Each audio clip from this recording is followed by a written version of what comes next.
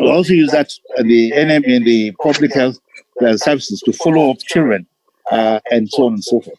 So then also we actually trying to set up a system where all the girls go to school and do not drop out before age of 18. We found that's the most important issue that actually prevents child marriage. And when they leave school at about 17, 18, then they're good for, they're not just the best, but at least they're much better. They have skills of education and so on and so forth. Yes, we'll find the culture still is very, very, very difficult task. So I think we're really catching at the grassroots, educating them at the grassroots, and hoping that things change. In certain places, systems on dropping to marriage, it gets reported.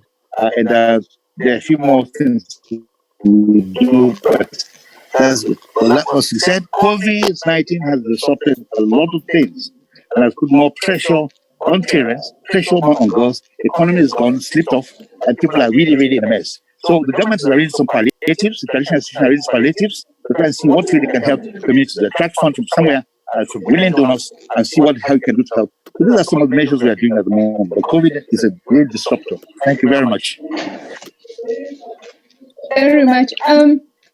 So with the increase in COVID-19, we are losing other services. I want us to delve into that question. So what can we do about it? For this apologies, my computer is hanging. Okay. Sorry about that. How can traditional leaders assist in reporting and referral services, especially when it comes to SRH? And a lot of girls are being left out because a lot of governments are focusing on COVID-19 and ensuring that services and reducing the curve, flattening the curve. But what we have seen is an increase.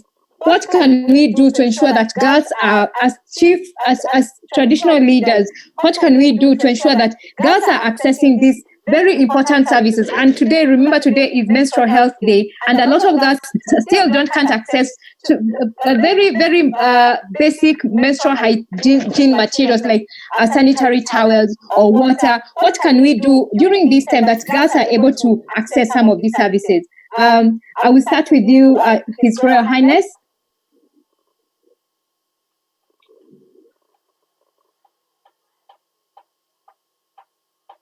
We lost him.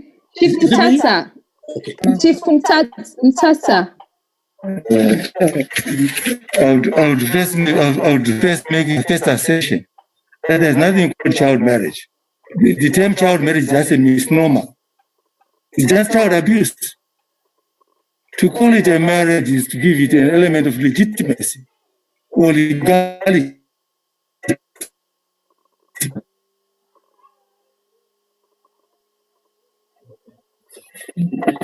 Yes. Can you remove your mask so that we can hear you? Traditional leaders.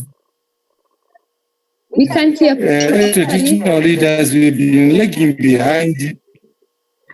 As traditional leaders, we have been lagging behind in embracing new technology.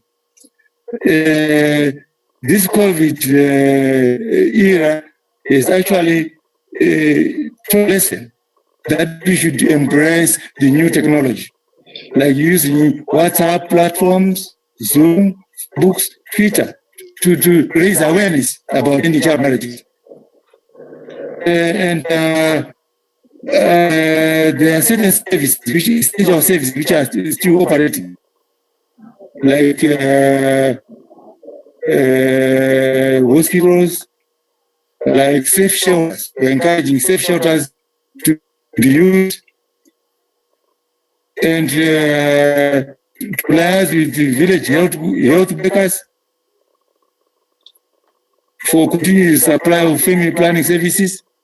We are encouraging these services to be available.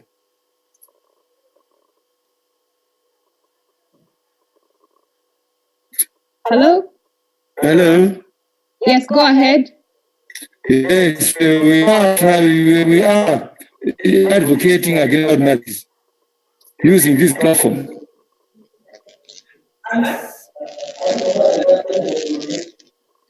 What? Hello? Go ahead. The girls should access the health services during the lockdown period.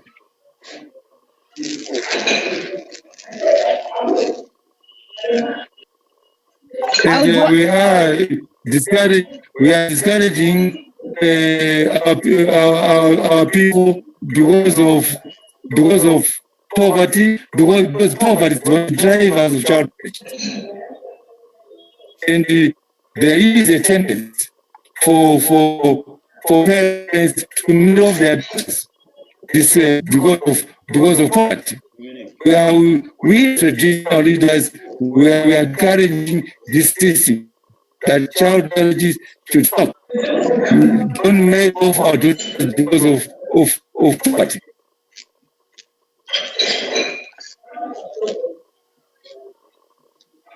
Thank you so much. At this point, I want to welcome Ms. Nana Tundu, the AU campaign lead for the End Child Marriage. Please, Nana, are you able to speak just a few words? Okay, thank you so much. Sorry for joining late. I was having some network issues, so I took time to I hope everyone can hear me. I've managed to join. One of the things that we've been wanting, planning to do is also connect with religious and traditional leaders. And I can see you have some who've been speaking. And because one of the key things is the education component. We're looking at different aspects, of course, and we have newsletters that we are creating through the campaign on different themes. We will, if we can connect with you so that we can be sharing the newsletters far and wide beyond the partners we deal with, even with the religious and traditional leaders. The newsletters look at different themes.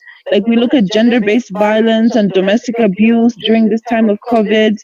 The next one we're going to be looking at, how girls are being affected by, particularly in the rural areas, girls who are being affected by not going to school. Firstly, there's the issue of, the parents are poor. Maybe the girls were part of school feeding programs. Now they're not getting the meals that they were getting. And so, this also puts girls at risk of harmful practices such as child marriage. And so I'm really happy to be a part of this forum, and we want to be sharing our newsletters, and we want to be seeing also in terms of our work plan. We've had to revise our work plan. We were planning to have a capacity building training for religious and traditional leaders, but we couldn't, of course, because of the situation. But we're still planning to have it in July, a virtual one. So we want to see, we're creating the manuals right now on having this training and seeing how, seeing the good works that some of the religious and traditional leaders are doing or what they're doing in their communities, and seeing how we can take this forward. What can we take forward from the best practices, and what can we do to strengthen some of the ones where nothing much is happening, in some of the areas where nothing much is happening. How can we support as the AU and the AU campaign and with our partners and so on? So thank you so much for inviting us to be part of this forum. So I will listen into the others and chip in here and there. Thank you so much, Miss Nana. So I'm going to His Royal Highness King. I want to ask you a question because there have been increase in the number of cases of child marriage all over Africa. Like I live in Kenya, and with the number of cases we have seen have been very high. So, King, King Adedapo. So, how can traditional leaders support in case management in referral system, in ensuring there's the reporting of these cases at different levels? How can traditional leaders support that? Well, thank you very much. Again, we're coming from the point of sustainable development goals, which are premised on the principles of leave no one behind. And that's, we have to promote intersectionality. In my own state, in my own zone here, which is my region, I've been partnering with the government agencies on need to ensure an access to treatment and infection and services for women and girls. Like I told you, with disability in line with the SDG, which are premised on our engagement as the traditional authorities. We are trying to do with harmful practices against women and girls in Africa by 2030. We are promoting, like what we have today, in about 3 hours from now, we have a session for gender equality and ending teenage pregnancies. So it's an ongoing thing, and we are never shy of doing the right thing or giving the right information. Again, especially with alternative rites of passage, we are really up to the task of having the mass campaign to raise awareness of all of these things, including preventions of these pandemics. Thank you. Thank you so much, His Royal Highness. I've seen Kurahini, you're back. From a young person perspective, what can traditional leaders to ensure can they do to ensure there's reporting? Kurahini? Kurahini?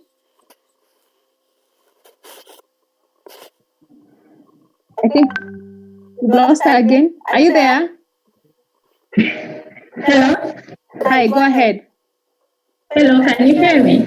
Yes. Oh, thank you. Sorry for getting lost. I had network connection problems, but now I'm back.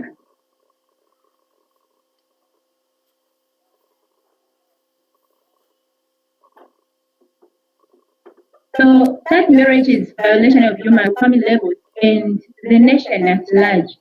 So I'll discuss briefly on the priorities of young girls and women in ending child marriage. First, I think awareness is very, very important, especially sexual and reproductive health and rights is very, very important to girls themselves, but also parents and the community need to understand and need to get awareness on the anti-child marriage happening to boys as well, and to the community at large.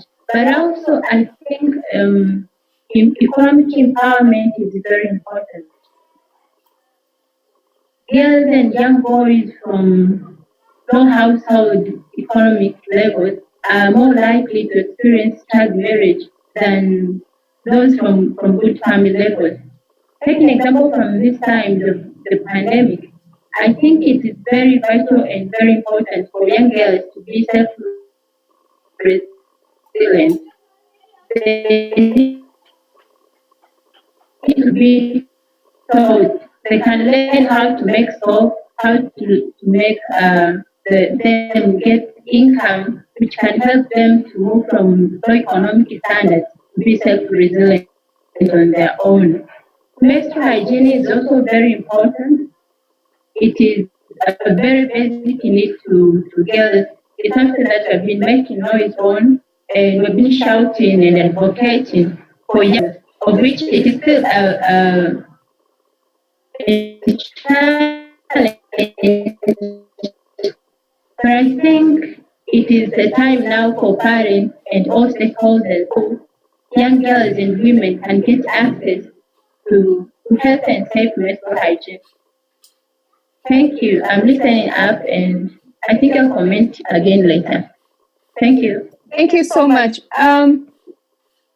Thank you so much, Rahia. Thank you for joining us. I know it is a challenge with internet connection. I do understand that.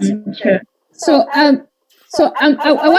want Chief Mutata, I want also to talk, how can traditional leaders assist in reporting and referral mechanism? Chief Mutata? Okay.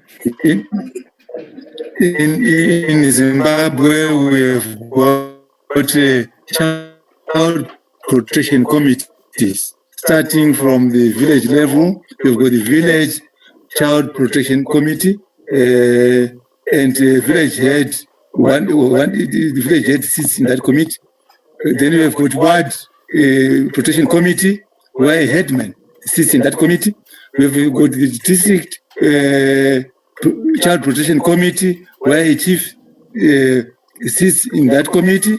We've got a provincial child protection committee, where any member of any chief in the province can sit in that committee. And then we've got the national provincial child protection committee, where our president of chief, we've got the chief's council is president, sits in that committee. So we've got all these committees to look into the welfare and abuse of the children.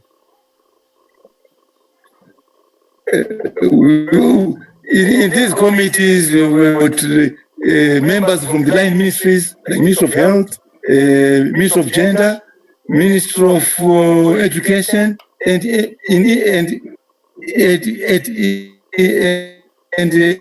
at every school, there's a child protection committee as well. These are the committees which we are using as a referral system. And we've got some cases which emanated from these committees, where people are prosecuted for child abuse. During this period, we are now, as I've said, that with traditional leaders we have been lagging behind in embracing the new technology. We are now using radio shows in advocating against child marriages. We are also now using new technology like WhatsApp platforms, Zoom, Facebook, and Twitter, and we are also using mobile public announcement systems in advocating against child marriages. And we are also encouraging people to keep social distances. And we are also appealing for people to access safe shelters during this period. Thank you. What about we are also liaising with the non-governmental organization in supporting the production of sanitary wear for community women and girls. Thank you so much for your response, Chief Chikumbu. And as you talk about this, I want to talk about what are some of the systems that we have at the community level, and also issues to do with SRH. Chief Chikumbu? Come again? So the question is, how can traditional leaders assist in reporting and referral mechanism in their chiefdoms?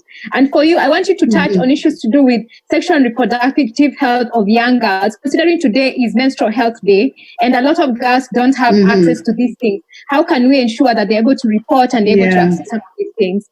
Thank you so much. Thank you. In fact, as the situation is at now, just because of this COVID, most of the girls are now at home, of which they have no access to go and buy to purchase sanitary pads. So what we have done, we have asked the government through our health centers, so that through the community health workers, they should at least supply in different homes the sanitary pads. And I did it through the committee, which is there, which we said the committee, so that committee, we talked a lot about the girls, how can they be rescued from this? So we talked to the Minister of Health, and they took it. And as of now, they are trying to save the girls with this, and it's communicating with the authorities at the health ministry, as well as the hospitals, through our health centers in the area. So with this, at least girls now, they are free. They are at least accessing the sanitary ware at home, and also we are making sure that these health centers, we have SRHR health talks, and what we have done, we have at least allowed the youth, not in their large numbers, but at least in numbers, about 20, to go and visit the health centers, where they can learn more about SRHR to girls and young women as well. So we have done that, and we are at least a bit there. Not all of them have done it, but a bit, some of them have at least. But also in the education sector, I'm happy the government has introduced the lessons with the videos, and to be at home, at least to learn from home, to learn from the radios and TVs. And this has at least helped so much. And before that was 2 months ago, when the COVID they come into our life, like here in Malawi. What happened? We had at least I've ended at least 9 marriages, just because there was no security in their homes. Because in their homes, some of the homes, girls living with their uncle, of which it was very, very dangerous. Some were living with their cousins, which was very dangerous, and we were being used as brides. And with that, we even contacted the police, and we have talked about it strongly, and they were at least taken to police. So during this time of COVID, the situation is bad indeed, and the provision of the services is at least coming up. About education, health, including, and we have even contacted. We have child protection workers, and we had a meeting with them, and now we have at least advised them to go around, at least to see what is happening to the girls in their homes. So I can say that is that, and that is what we are doing. Thank you so much. Thank you so much, Chief. So as we finalize, it's been projected that the number of cases in Africa are going to increase a lot in the next few months. His Royal Highness King Adadapo, I want to start with you. So as traditional leaders, how can we coordinate response of ending child marriage, especially during this time? What are some of the responses as the convener of COTLA? What are some of the plans that you have? Yes, thank you very much again.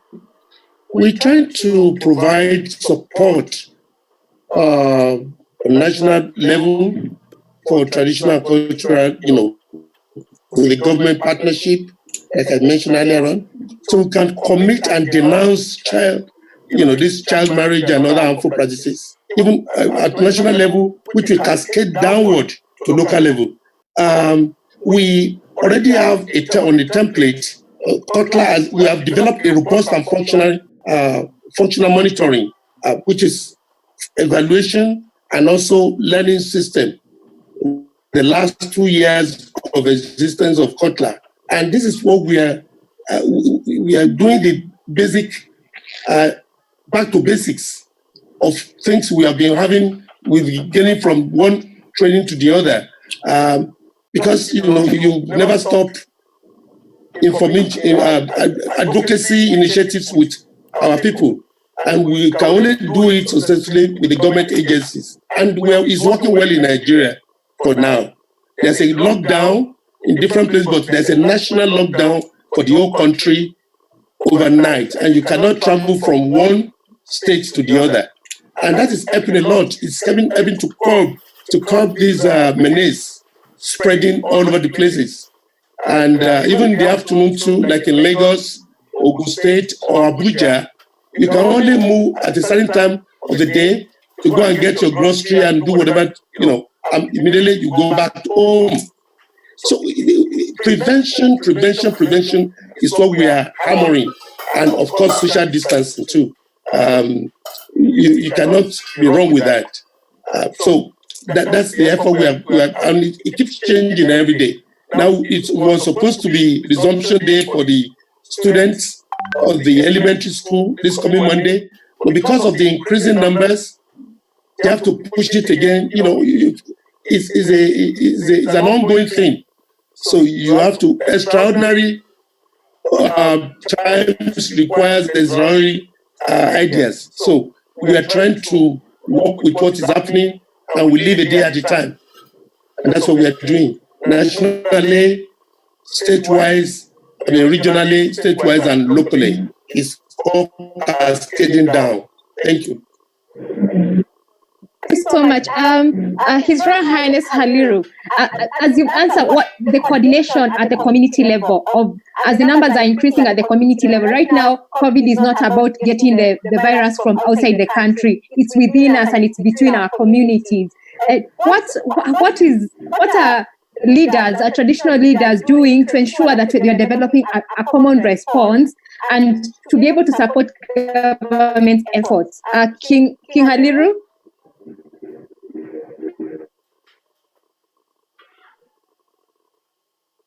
Common response to COVID or common response to FGM or whatever you were talking about? So it's FGM, because child marriage and FGM, there's been increase in these cases as a result of COVID-19. So what are the response?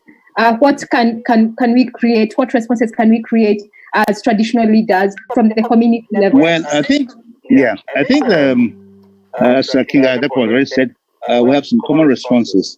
At community level, everyone is exasperated, but then fortunately there are some community members that are able to bring out more money to continue certain programs, no matter how little they do. The other thing is to now effectively use ICT, which once you've got the starting capital, you can very quick use that small cassette and just disseminate your information, show graphic pictures, and try and capture attention again. Then also, community leaders do calling elders from across the villages and go to sit down and say, look, this is what's happening, and these are the effects. We've explained this before, but it's getting worse. We like to tell you up at your own doorsteps what's going on. Essentially, it's using small money to go very far. And so ICT is one system, and also making sure that we definitely educate and enlighten and continue with that. But then of course there's issue of sanctions. Though it's a double-edged sword, it's a catch-22. When you catch people and you punish them, then the same people who are poor are the ones who are punishing, and they get even more impoverished. Now, then, so you just have to fall back. So it's a question of counseling, supporting, and teaching. But traditional institution definitely has a bigger role now than before, and a bit more concern, a bit more empathy, and so on and so forth. This is what I can see for now. But generally, we map out where the problems are and give more attention there, direct more funds there, direct.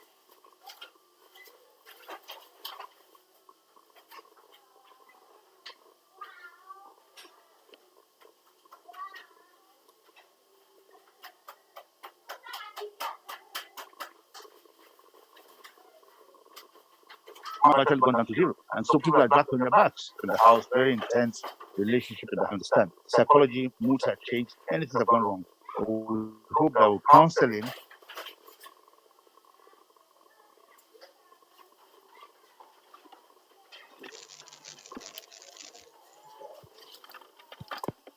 counseling, with intensive counseling.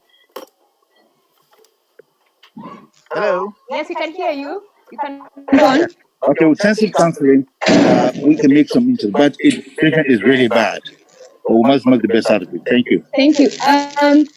Sheikh Hanif, I know as religious leaders we have a role in this. I just want to how we contributing to the response of this a second wave of some sort of COVID-19, a wave that we never expected, increase in domestic violence, increase in child marriage, increase in FGM. So as religious leaders, what are you doing about that? What a response mechanism are you coming up with? Thank you.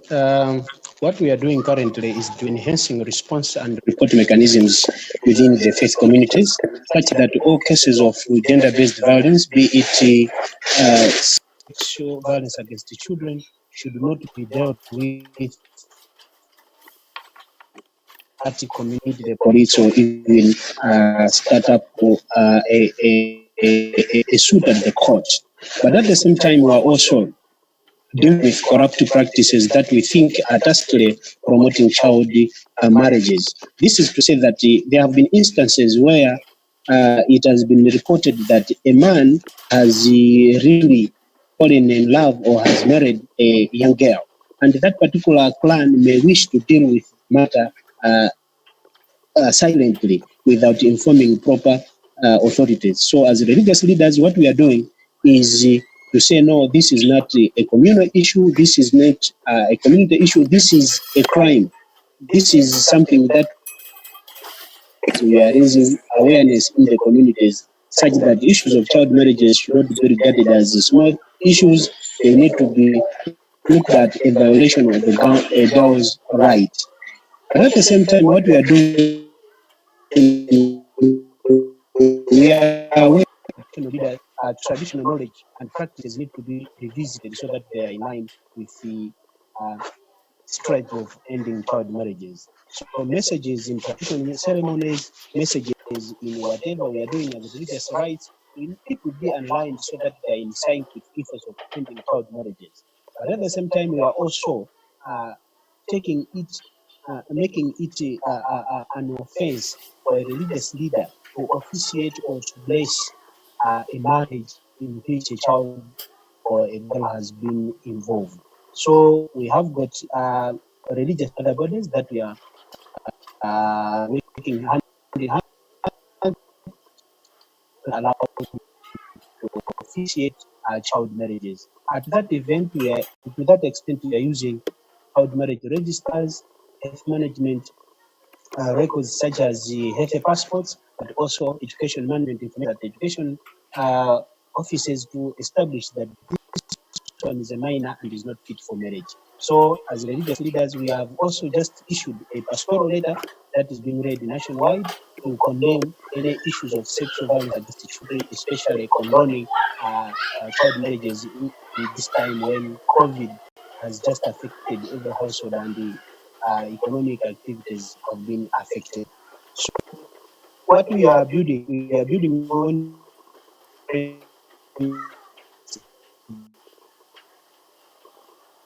risk is low. Again, when the risk is associated with the benefits, people are willing to take such risks. So traditional and religious leaders need to present credible evidence-based data that show that the magnitude of the problem, the magnitude of the problem at community level. Such data can be sourced from the police, health facilities, courts, and social worker, and such data can assist in community, nation, and continental programming of interventions. Because if we take credible data from government line ministries to say that this is what is happening. Cases of fistula are in the increase because men are marrying girls. Look at these other complications. And if we project such data to communities at local level, then our children, our girls, our parents, our guardians will come to know that the magnitude of the problem is something that is destructive to our society, and our girls will be protected. So all in all, what we are doing is we are raising awareness of religious leaders, but also of other faith communities in collaboration with other actors, be it state actors or non-state actors that are engaged in ending child marriages. So far, that is what we are doing. Thank you. I'll finalize this session before we open the question. Please, if you have any question, type it. If you're among the attendees, please just type it in the Q&A and I'll take it. I'm going to, Nunu, the question is the regional coordination of response for this new wave of COVID-19 and what as AU are you planning to ensure that we'll go back to track, because we are hoping to have ended this by the end of this year. So what is the plan? So please, if you have any questions, just type it in the Q&A section and I'll take it up. Thank you. Can you just repeat it briefly, please? I'm asking the coordination of the response of this new wave of COVID-19, which the new wave is being known as increase in child marriage and other cultural harmful practices. SRH is on the increase. I mean, domestic violence, is on the increase. FGM is on increase. So what is the coordination at the AU level to ensure there's response throughout the region? Okay, thank you so much. What we've been doing is also we've been working with our goodwill ambassador Nyaradzai,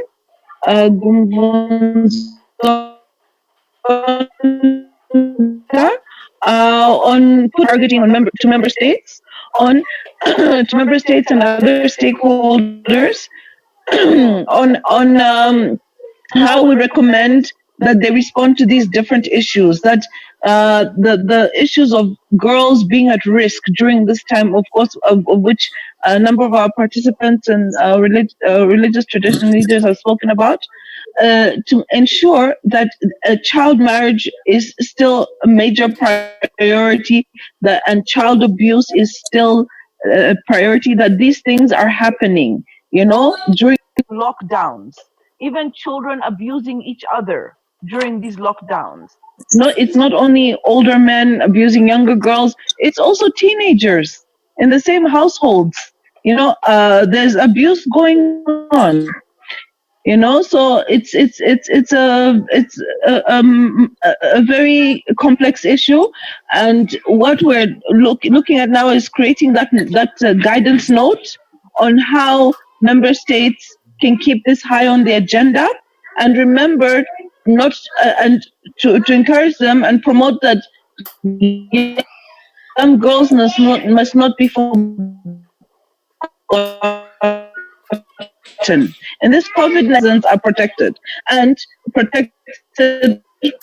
from and given and empowered to survive during this, and also within their communities. We've been talking about, but there also needs to be some kind of, I know resources are tight at a lot of the member state level, with a lot of economies struggling and everything like that. But we need to also look at one of the things which we're going to put in the guidance note is looking at our social protection. We have a social protection protocol. Some of the social protection schemes that countries can take up to protect these young girls, to look after them and their families within this pandemic. So this is where we're starting. So we started. We're about to finalize the guidance note, and we'll share with you. And from that guidance note, there'll be tangible recommendations which we shall be taking forward.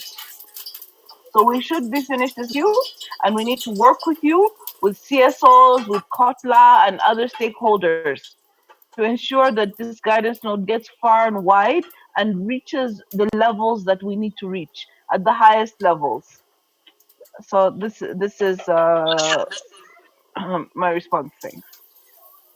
I'm just seeing one question. I'm assuming all of us are good. So I have a question from Antenna.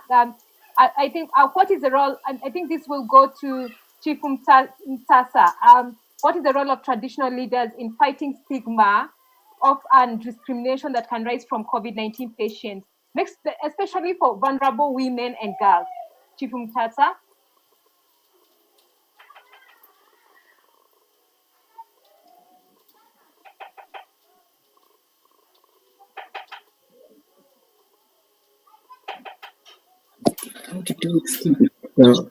Thank you very much.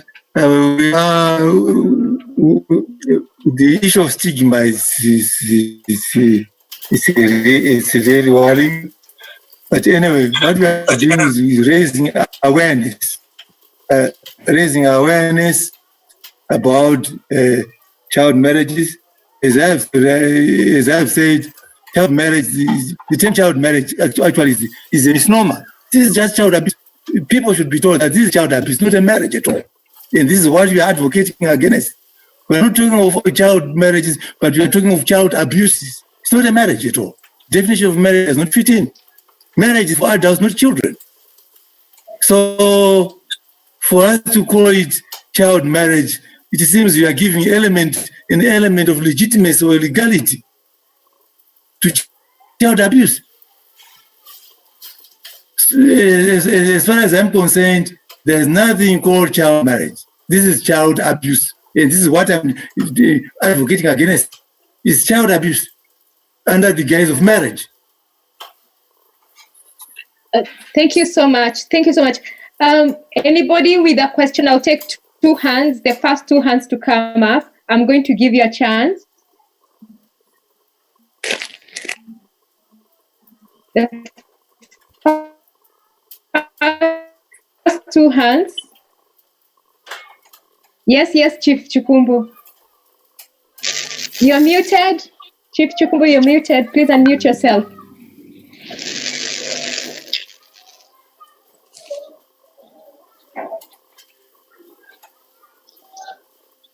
Hello. Yeah, go ahead. I'm concurring with Chief Mustasa. What he has said, we shouldn't call it child marriage. There is no way there can be child marriage, but we should call it child abuse. That's very true. And it's so pathetic to say that it's child marriage. No more child marriages, but child abuses. They are being abuses. They are being these girls, they are being abused so much. Not they are not only men in the home who are abusing these girls, but also teenagers. They are being abused by even teenagers, and I have a testament of that. And I'm happy that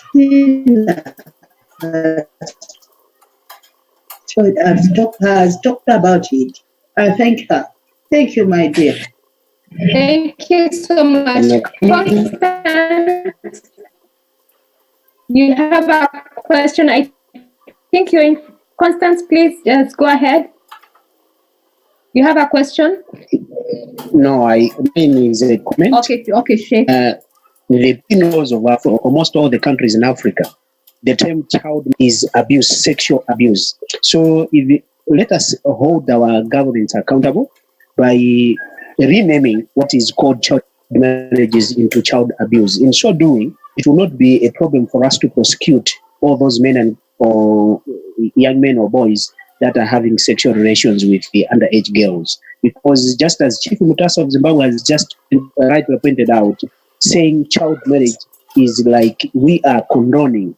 That is why I was saying that in some instances, you might find that it's clan members that are tacitly approving child marriages, which is a crime. And I would really suggest that even... I'd like to thank all those who took the floor. Friends with other countries. Would you please tell him to raise the voice? The voice is too low. I cannot hear him. Frank, please raise your voice. The interpreter cannot hear you. Raise your voice.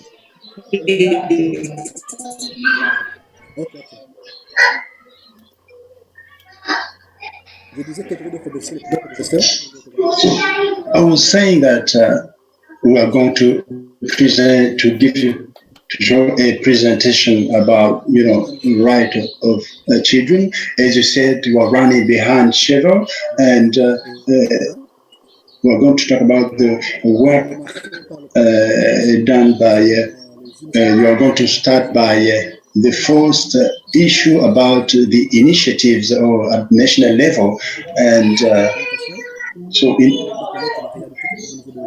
this presentation, I want to know about realities that we find in some countries.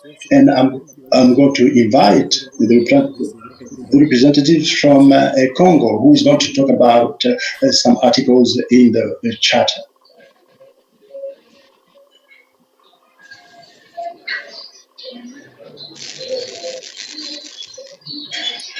Frank, we look as if we have lost you, Frank. No, Frank has given the floor to the representative from Congo. Anita, we've lost Frank. Frank has given the floor to the representative from Congo, is what I heard.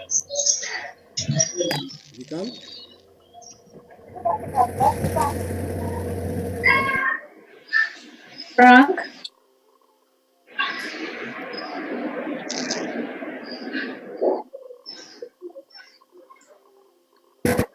Allô? Yeah, go ahead. Allô?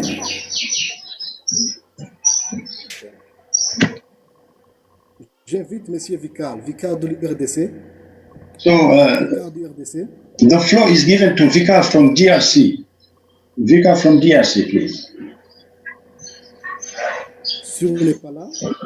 If you're not there, maybe, well, we can just call upon another representative, maybe from Burundi. Are you ready?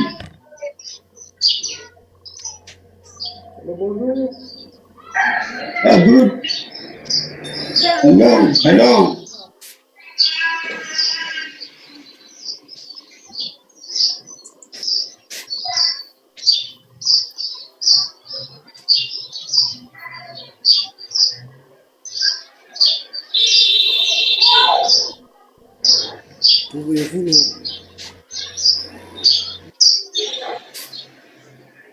Oh, it's a problem of sound.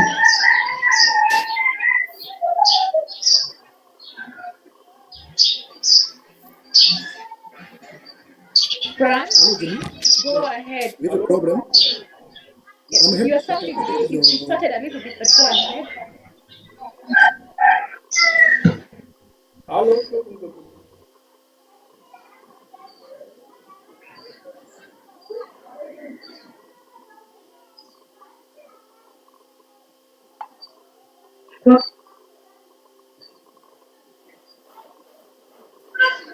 Frank, go ahead.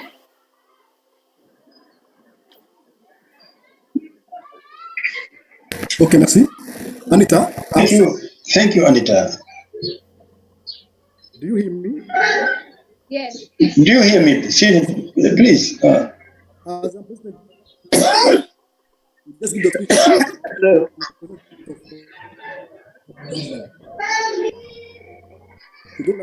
So, the floor is given to Mr. Mastaki from Burundi. Can you just chip in and give us the situation in Burundi? Tell us about the situation in Burundi.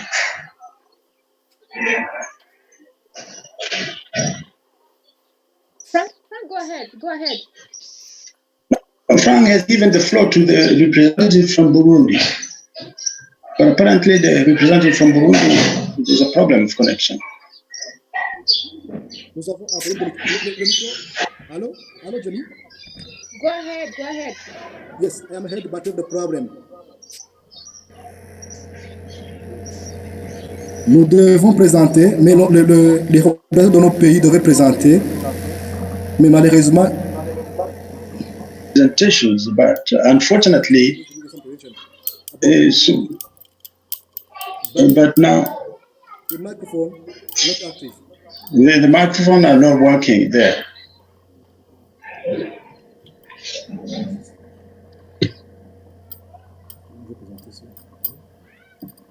Okay, if you allow me, Frank, let me take over the moderation. Oui. Yes, I can see Javed Mustaki. J'avais Moustaki. Allô, bonjour. Bonjour, j'avais.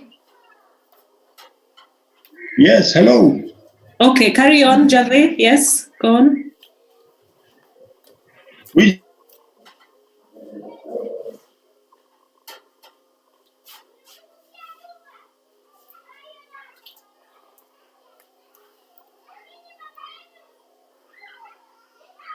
J'avais Moustaki.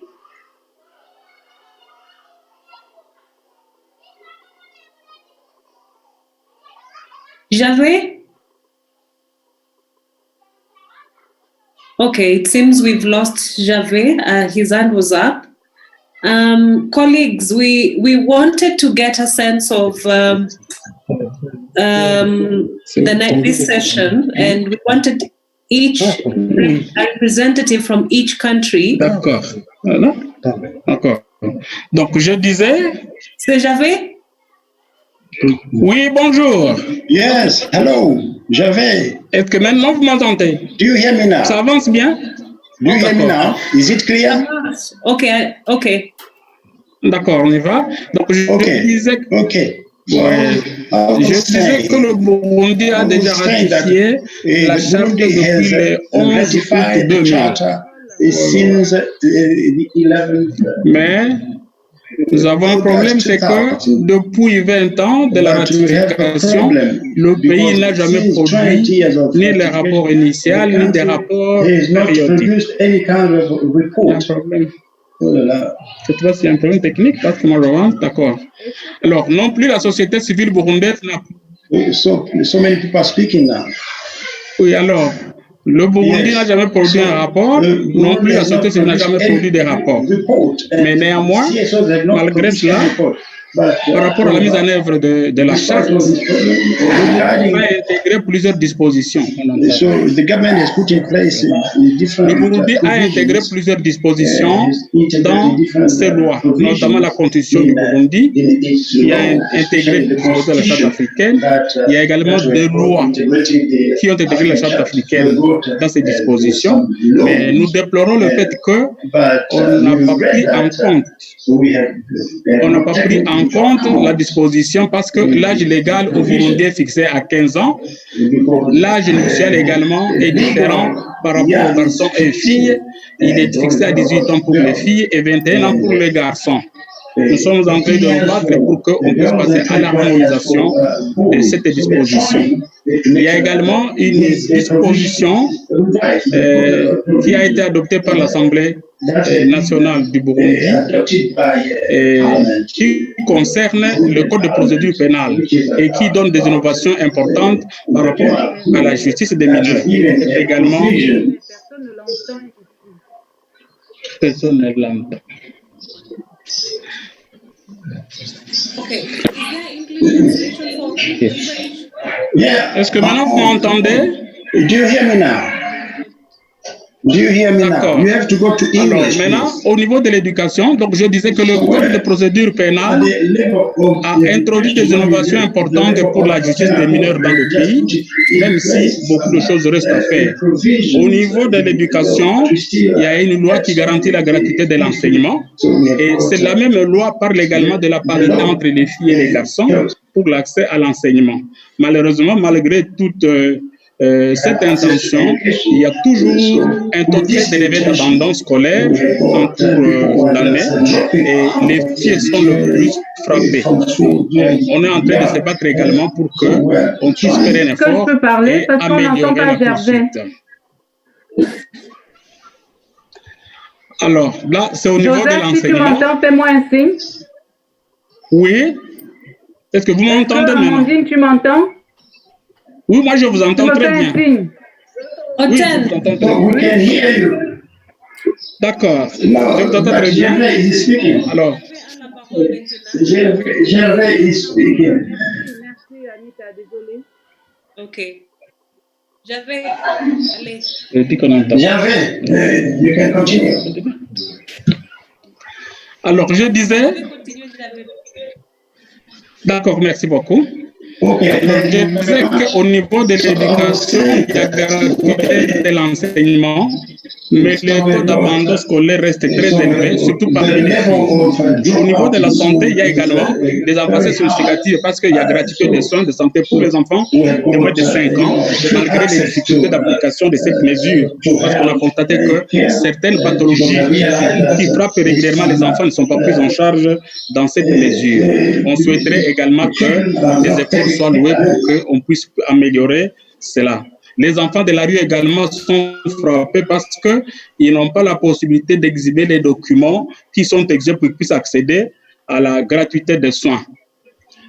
Il y a aussi au Burundi une politique nationale de protection de l'enfance qui existe et qui a été élaborée pour 4 ans, de 2012 à 2016, mais elle est déjà obsolète. Et aujourd'hui, on est en train d'élaborer une autre stratégie nationale de prise en charge alternative des enfants par un partenariat entre le ministère de l'Éducation, les ministères des Affaires sociales, des droits de la personne humaine et du genre et l'ONG IRC Rescue.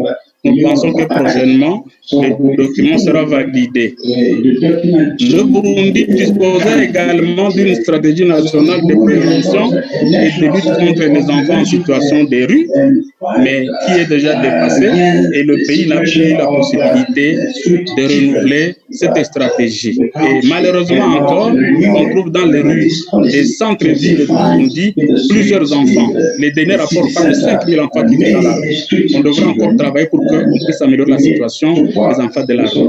Il existe également un code de famille, un code de présence de famille au Burundi, qui permet d'aborder les questions relatives à la vie de l'enfant, à l'enregistrement de naissance, aux questions de filiation de l'enfant, même si ces documents doivent encore être renouvelés et enrichis. Il existe au Burundi un forum national des enfants du Burundi qui a été créé en 2012, mais qui a des problèmes de fonctionnement.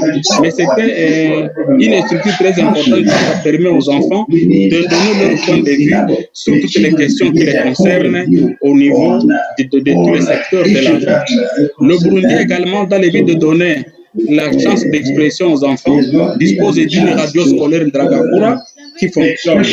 Malheureusement, ouais.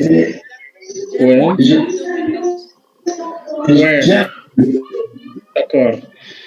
Voilà, donc cette radio travaille, mais elle est installée à Bujumbura et les enfants des provinces ne sont pas suffisamment servis. Mais il y a quelque chose qui est en train de se faire dans le sens de permettre aux enfants de s'exprimer. Il y a un code de travail qui existe, mais on constate que le travail des enfants continue. Parce qu'il y a des enfants qui sont utilisés régulièrement comme domestiques dans plusieurs domaines. On cherche des améliorations également dans ce sens. Il y a une autre question très importante, c'est la question des enfants qui sont en prison. Il y en a qui sont nés en prison, il y en a qui ont été incarcérés par leur mère, et nous sommes en train de travailler pour qu'on puisse trouver des formules alternatives d'incarcération de mères au lieu de les garder en prison avec leurs enfants. Alors, d'accord. Ouais. Il restait tout simplement, il est tout simplement de vous parler de quelques perspectives d'avenir, c'est-à-dire réaliser un plaidoyer pour l'harmonisation de l'ordonnance loi qui exclut les enfants dans les écoles, alors que la loi permet aux filles qui ont été rendues enceintes de continuer à étudier. Nous voulons également réaliser un plaidoyer pour la Charte africaine des droits de l'enfant à l'échelle communautaire, en touchant les autorités administratives et les enfants en milieu scolaire. Nous voulons également réaliser un plaidoyer pour le travail des enfants parce que c'est une question qui se pose avec acuité dans le pays. On voulait également que le gouvernement et la société civile puissent travailler pour commencer un programme de renforcement de l'autonomisation socio-économique des familles en situation difficile en vue de couper la source des enfants en situation de rue.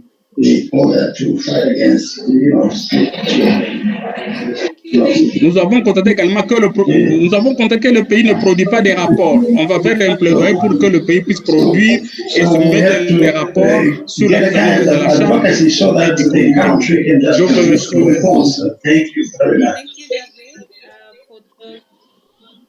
Allô?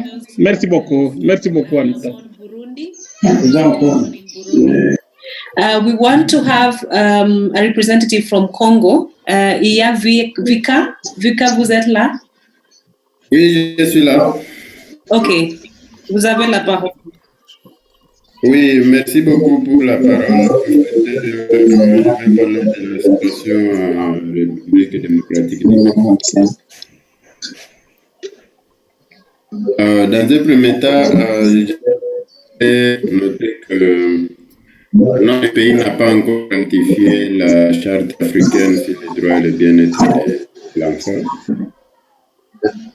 Mais néanmoins, les pays disposent d'une loi depuis 2009. The country has got a law since 2009, but the way it is implemented.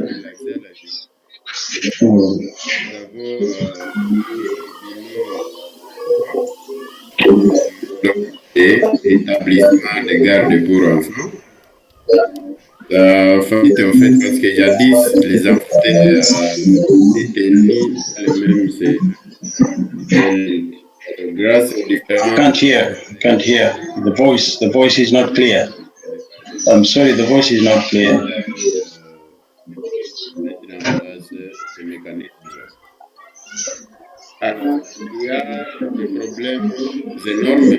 We have got many problems.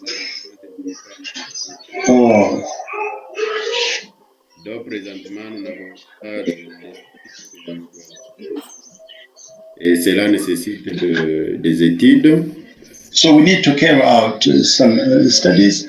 So when you talk about early marriage or forced marriage, we have got many cases, and we have got the cases of isolated mothers, and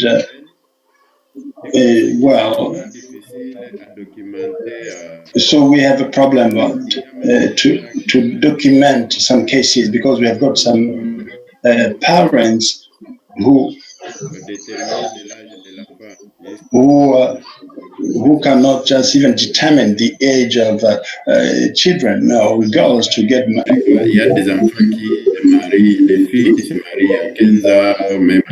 Yeah, we've got children who get married to the age of 13, 15.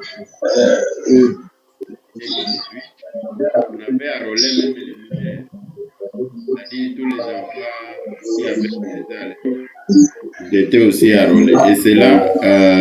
Vika? Oh, non. Vika? La connexion est mauvaise. Votre connexion n'est pas bonne. Ah, ok, merci beaucoup. Mais vous m'avez donné un secteur.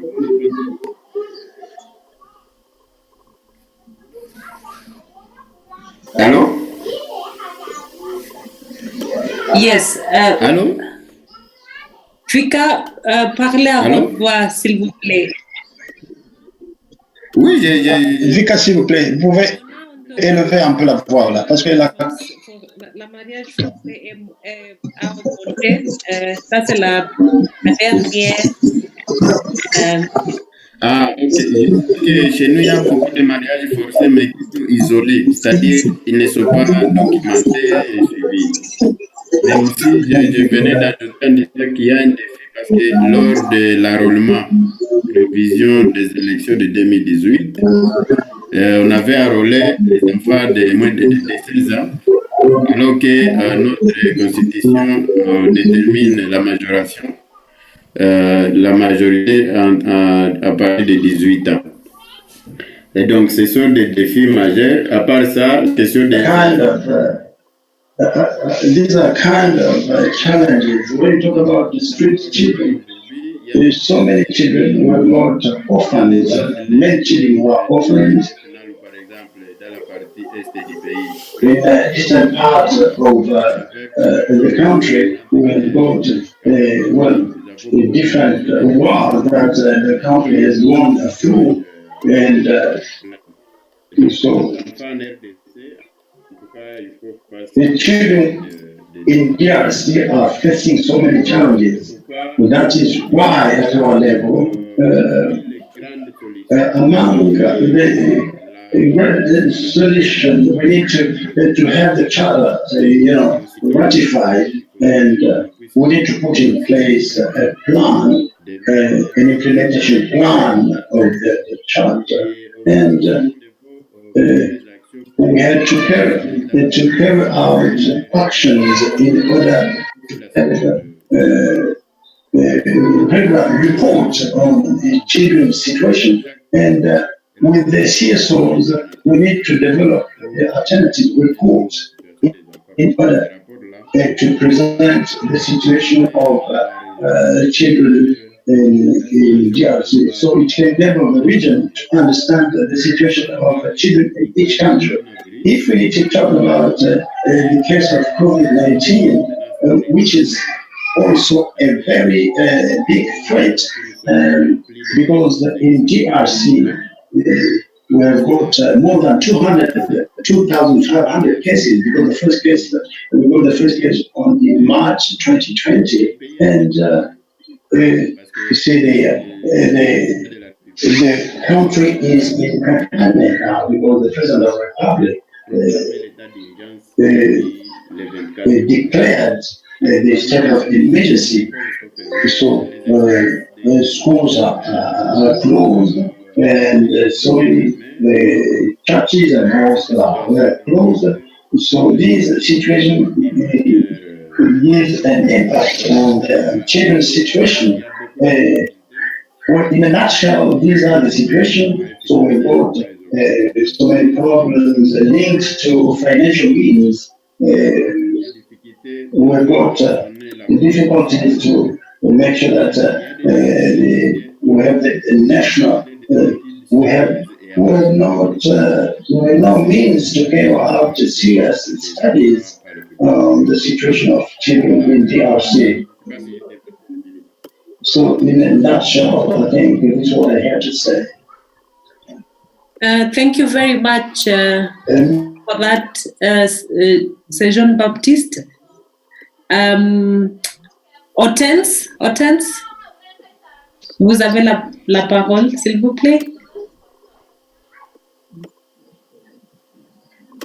Before Hortense speaks, Jean Baptiste was giving us a brief on the Congo and the context there. I think importantly what came out is the need to push for the ratification of the charter by Congo. The DRC has not ratified the charter on the rights and welfare of the child.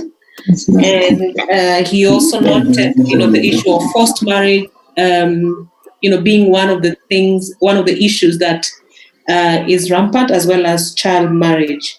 And the increase of children left destitute on the streets. So amongst other points, but I think those are some of the main concerns that were coming from the DRC. I want to give a chance to Hortense. Hortense, please speak to your country. Let us know about your country in less than 5 minutes. Hortense, vous avez 5 minutes. Bonjour à tous. J'espère que vous m'entendez bien. I'm sure that you can hear me very well. Oui, je prends la parole I'm taking the floor on behalf of the Gabonese coalition.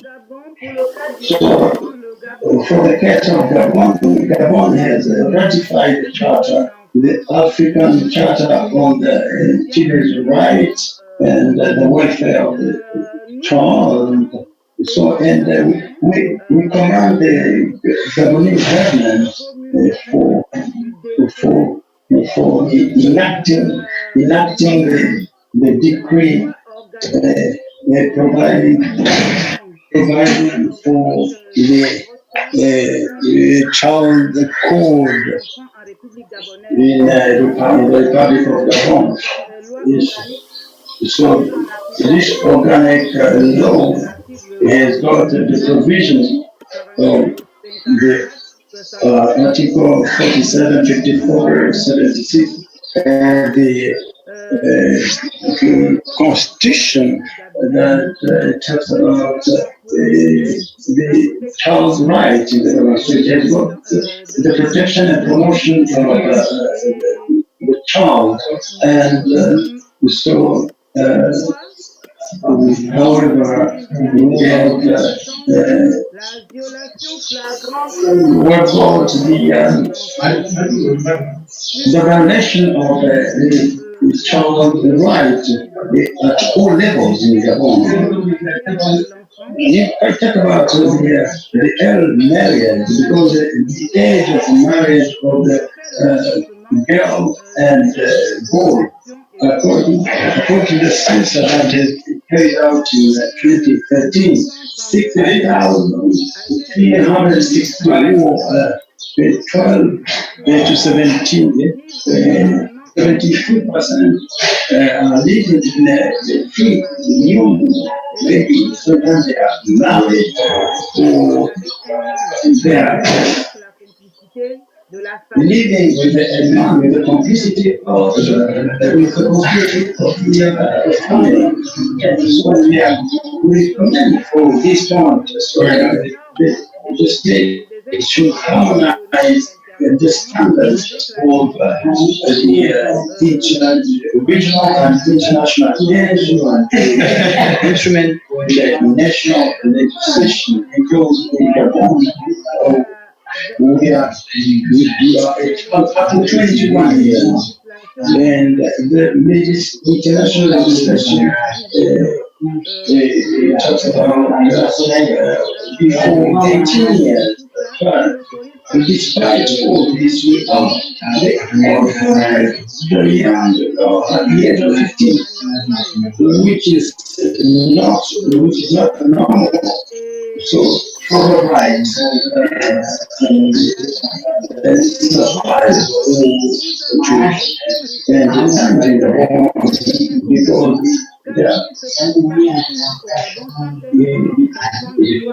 every dead body is found in the forest or in some of the houses also very common disappearance of citizens. So we need to protect people in Gabon because they are facing so many challenges. And so we need to apply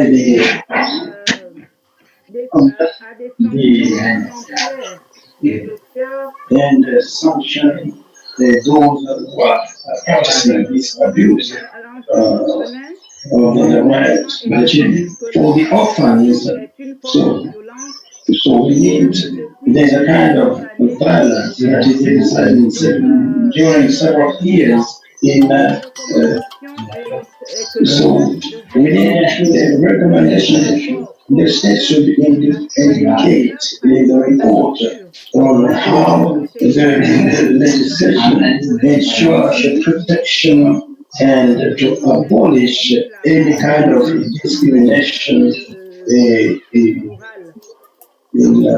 a different domain. So the legislation should also recognize the when the abuse is a crime. So the phenomenon of violence and sexual abuse they should be punished in Gabon. So children are really facing some unhuman treatment. So in school and in the street. So we see different types of violence. When you talk about sexual violence and domestic violence, so 64% of sexual violence. I see in the household, 25% in school and 11% in the street. So So, as recommendation, the country should come to an end and try to apply the code of right of children and develop the kind of law in order to protect the child for any type of violence. In terms of education, so Gabon have got a school rate of 20%, but this is in the theory, because the system of education is still weak, because some children are just reciting. So we have got 37% in primary education, and so in the secondary school, 23%. We can just note that we can note the reasons of these problems. We can talk about the lack of infrastructure and the lack of equipment and learning materials. So there's also a lack of monitoring and so lack of homogeneous governance. And the educational system is not coherent, and we need also to make sure that we have well-trained teachers. So we also recommend that the government should put in place a kind of governance in terms of education sector in order to reduce remarkably the rate of reciting or repeating the same classes. So and diversification of training. We also have children in the conflict with the law, because we noticed that many children who are incarcerated are not condemned within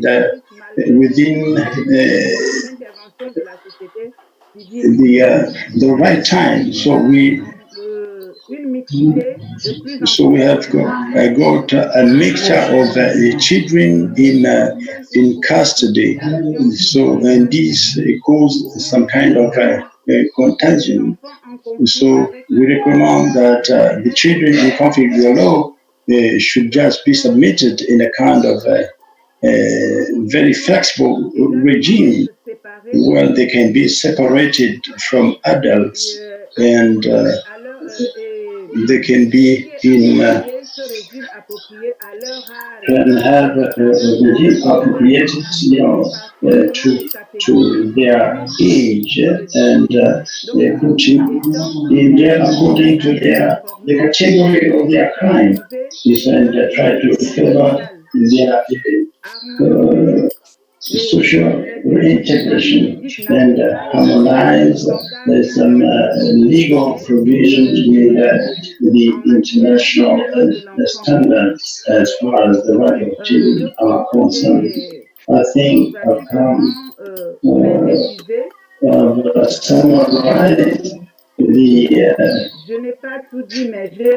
I've not said everything, but in a nutshell, I've tried to summarize what is happening in Gabon as far as the African Union Charter is concerned.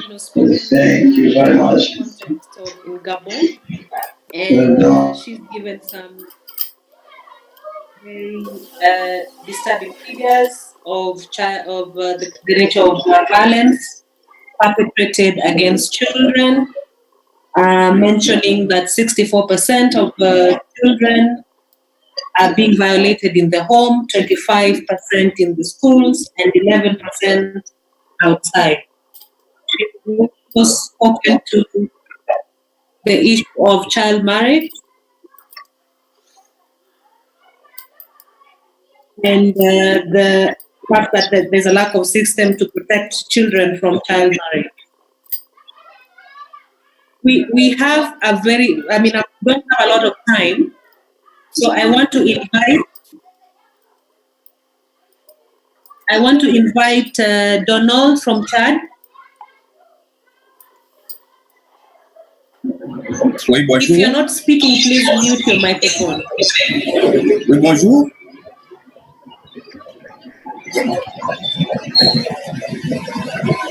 Oui, bonjour. Bonjour. Bonjour, Donald. Parlez à haute voix, s'il vous plaît. Ok, est-ce que vous m'écoutez? Oui. Do you hear me? Do you hear me? When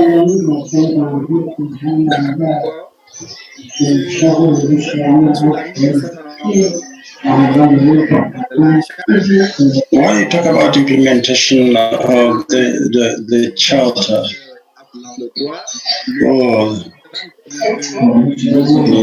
the voice, no.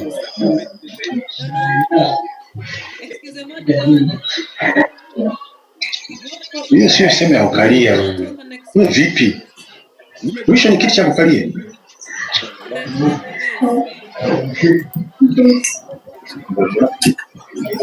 Oui, est-ce que vous m'écoutez? Ok, mais oui. Alors, je disais que le Tchad a rectifié la charte africaine des droits de l'enfant le 30 mars 2000, ce qui a fait d'aujourd'hui. No, it's almost 20 years now.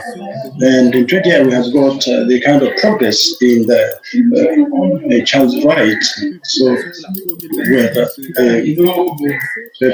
enacted a different text about the protection of the child. So it has enabled child to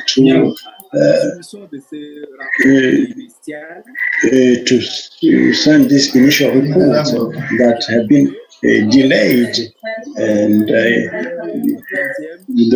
first, second, and third, and fourth report in the session of 2nd to 5th May 2017. So the first, second, third, and fourth. We'll just speak about the African Charter, and when all the articles in the African Charter, and there's several observations have been made in order to improve the child's situation. When you talk about the implementation of the charter, and we've got recommendation, we've got measures of implementation, we've got the definition of a child, the non-discrimination principle, and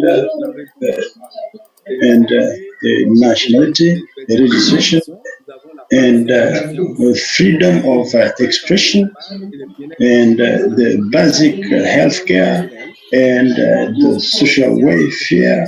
We have got special measures on child protection. I've lost him.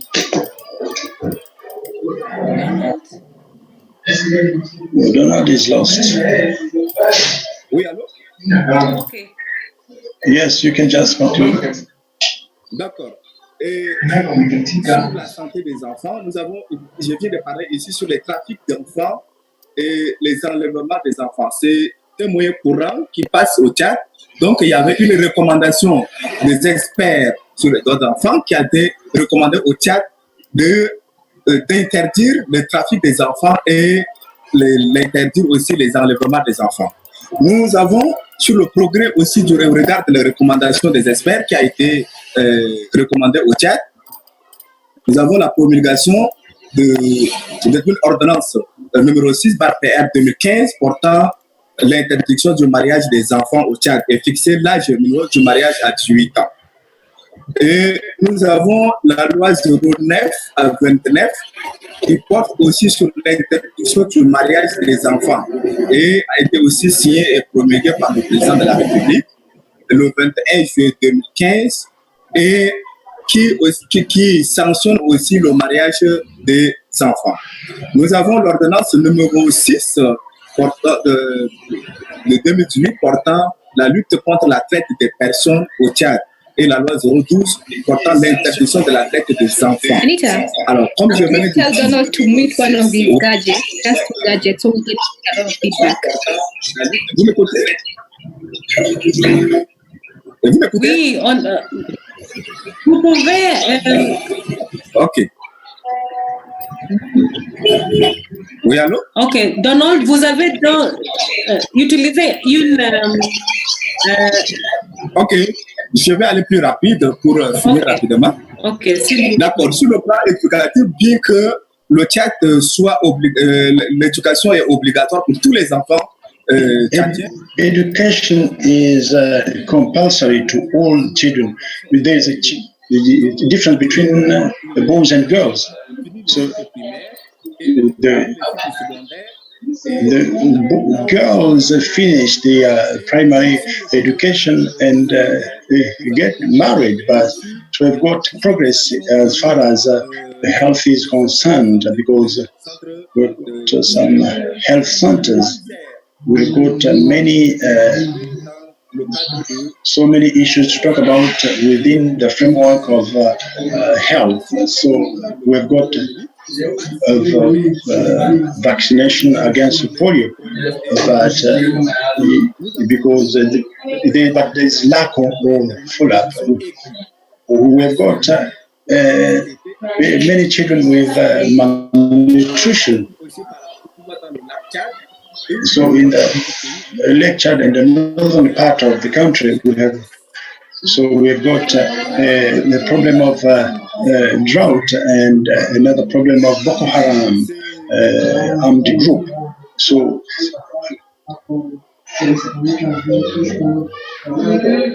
the voice is gone again.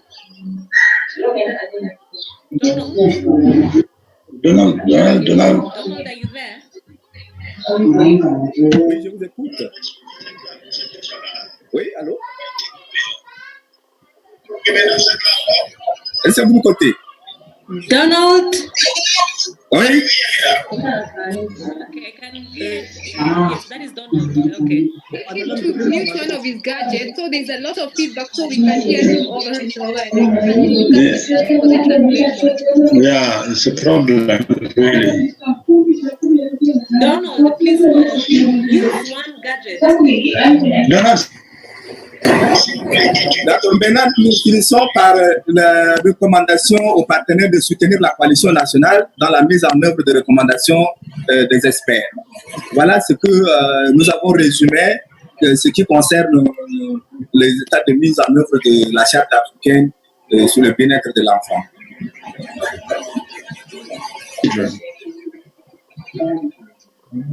Okay. Donald, avez-vous fini? Oui, je vous écoute. Oui.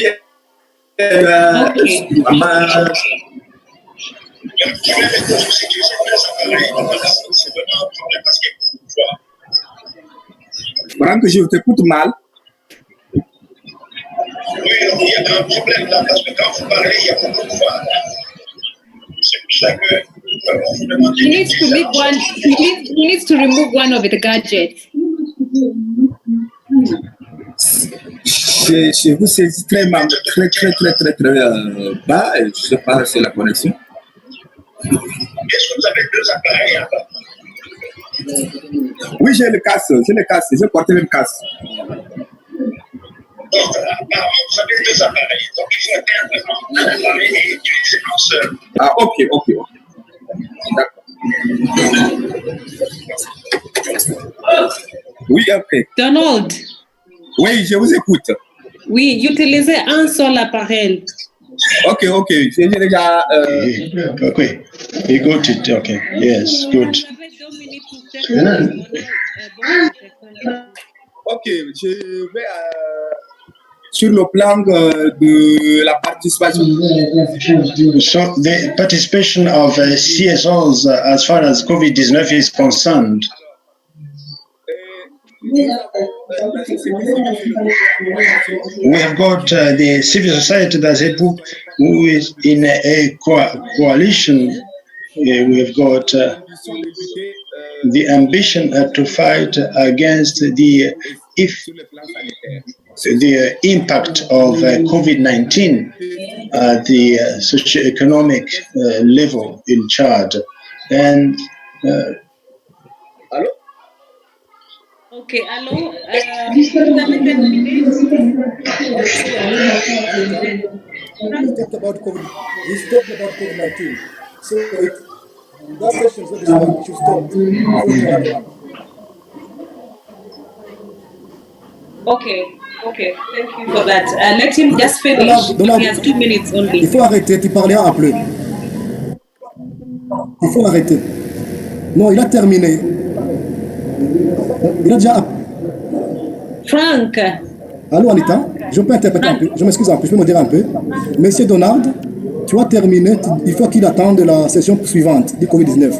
Maintenant, on peut passer au suivant qui est Bachir de la République centrafricaine. Bachir de la République centrafricaine.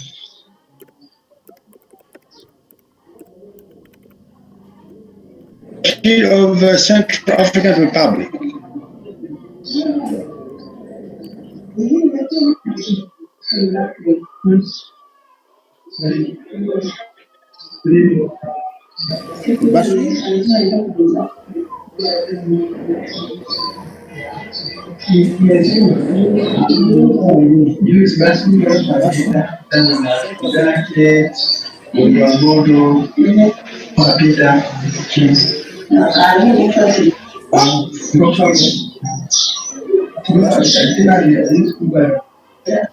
Franck Bachir n'est pas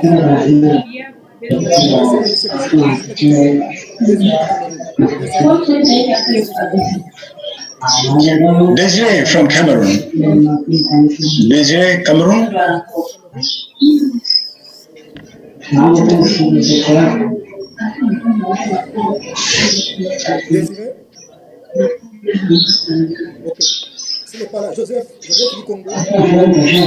Joseph from Congo.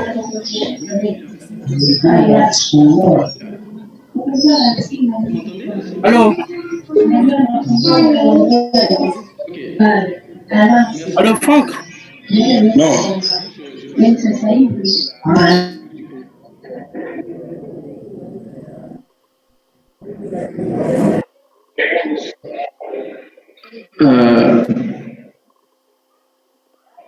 Je parle pour la République du Congo. I'm speaking on behalf of the Republic of Congo.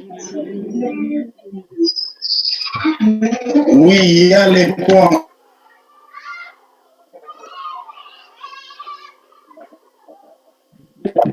Alors, je vais diminuer le volume, peut-être. Je ne sais pas comment régler le volume. C'est bon, là? Non. J'ai éteint mon téléphone. Je ne sais pas si c'est la salle.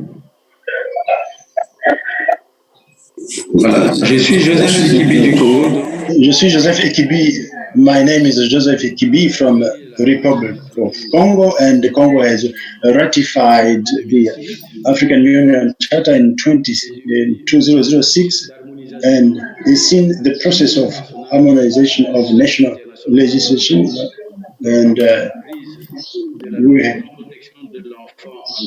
have put in place a law of child protection in 2010, and we have revised the civil code and penal code, which is ongoing, and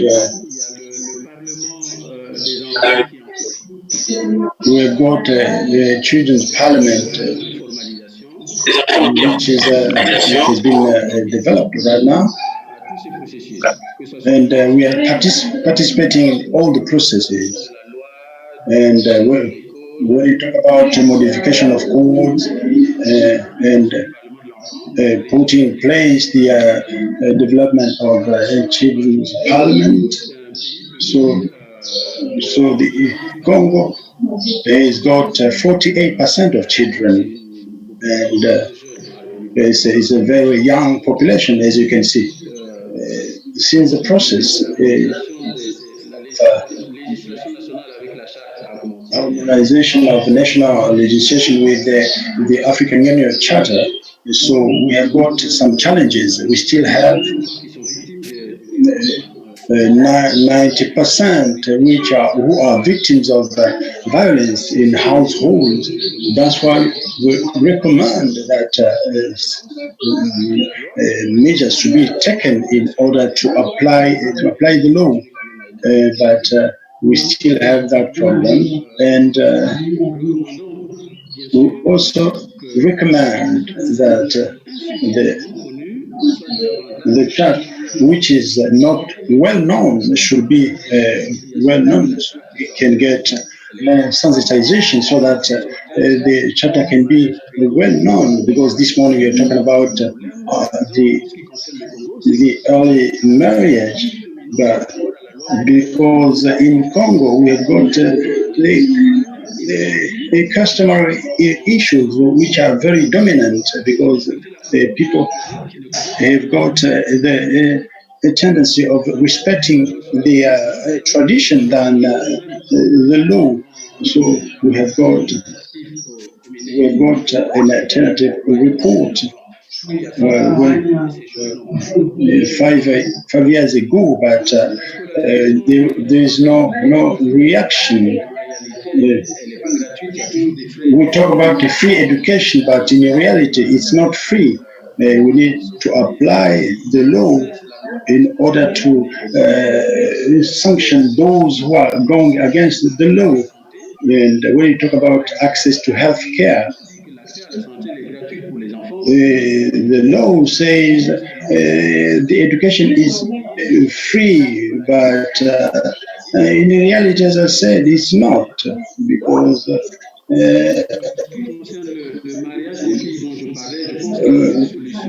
regarding the early marriage, we have got two solutions.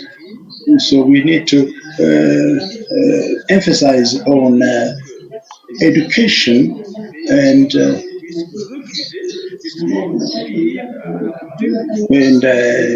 not continue to obey the customers, and think of changing and respect the law.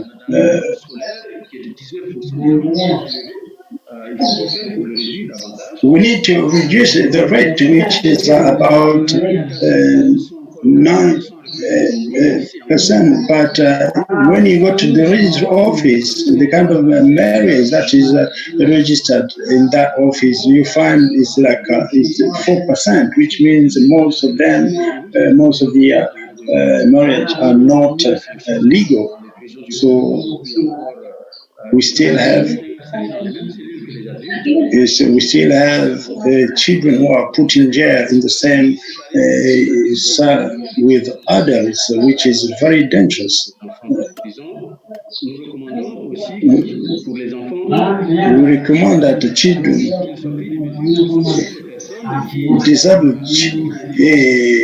disabled children, you see, have disabled children, so we should really sanction all the adults who are abusing children. So we need to put in place concrete measures to change the situation. We also recommend they have a follow-up mechanism, because we need to get an alternative report. But we realize that after every session we have got recommendations, and then later on nothing is done. So we need to put in place the true follow-up of recommendations. Otherwise, we just we'll be repeating the same issues, maybe at every session. So also recommend measures for community a protection. We need to have council of the community, in the families, and in the government to make sure that we protect. There is a community protection. We need to widen this community protection and we also have a problem of statistics as far as the violation of the rights of children is concerned. Now,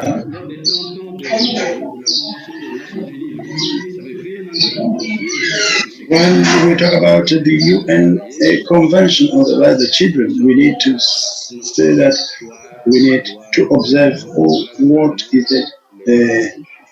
This is in a nutshell the recommendation that we put in place. Thank you very much, Mr. Joseph from Congo. I'm very sorry for Mr. Bashir. Your presentation will be shared through email. I'd like to give you a summary for Central Africa. Oh, he's lost again.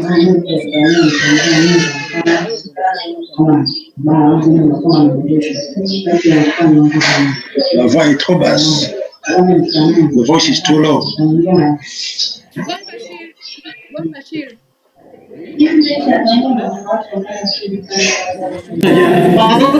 Oui, allô? Oh, Bachir. Vous m'entendez? Oui. Do you hear me?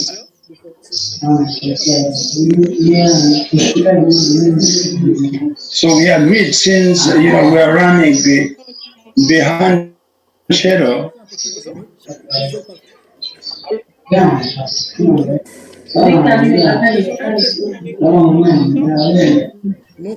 Do you hear me?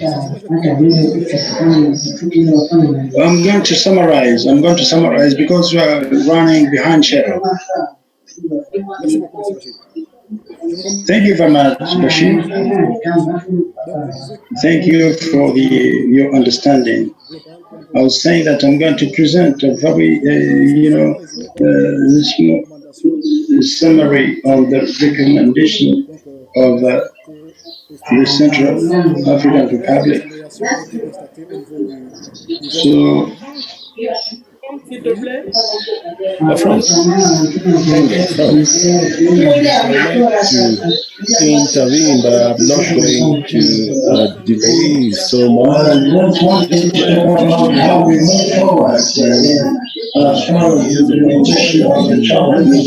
About the charter yet.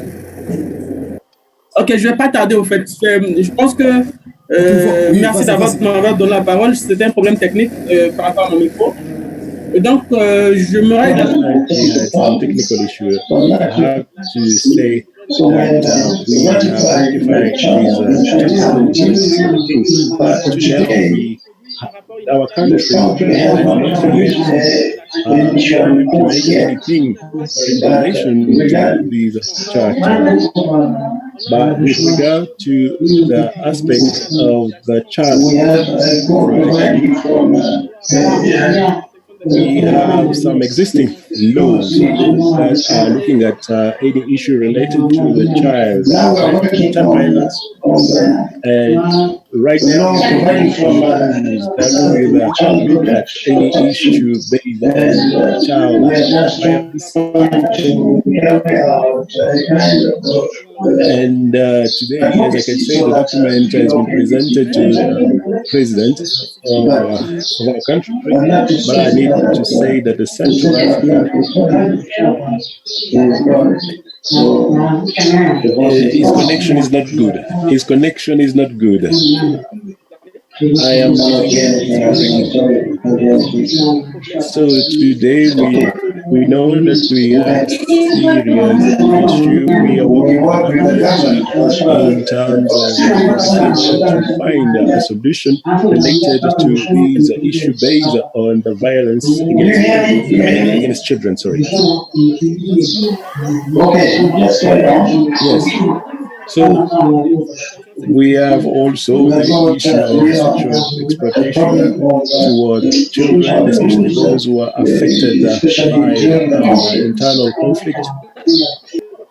He's breaking. I can't hear him. He's breaking. His connection is not good. He's breaking. He's breaking. He's breaking and he's breaking. He is breaking. He is breaking.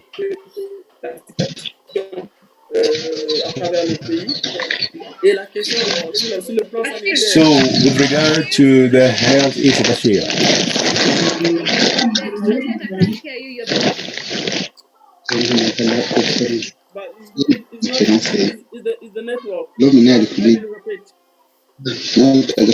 Ok, donc je disais.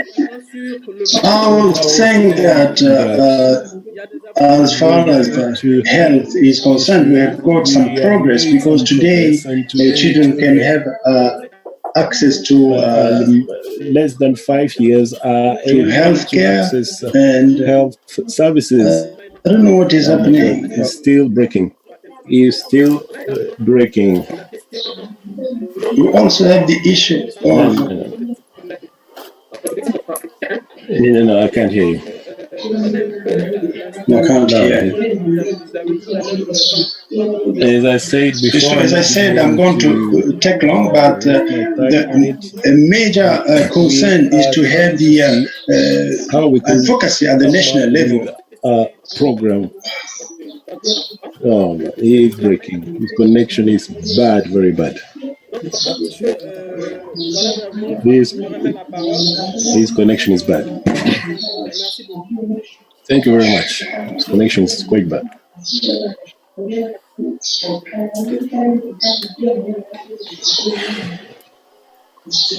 I was not able to hear what he said. His connection is quite bad.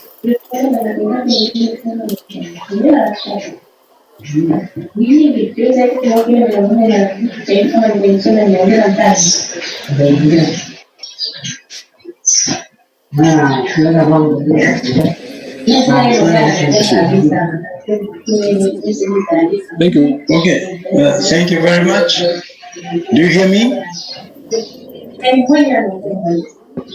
Do you hear me?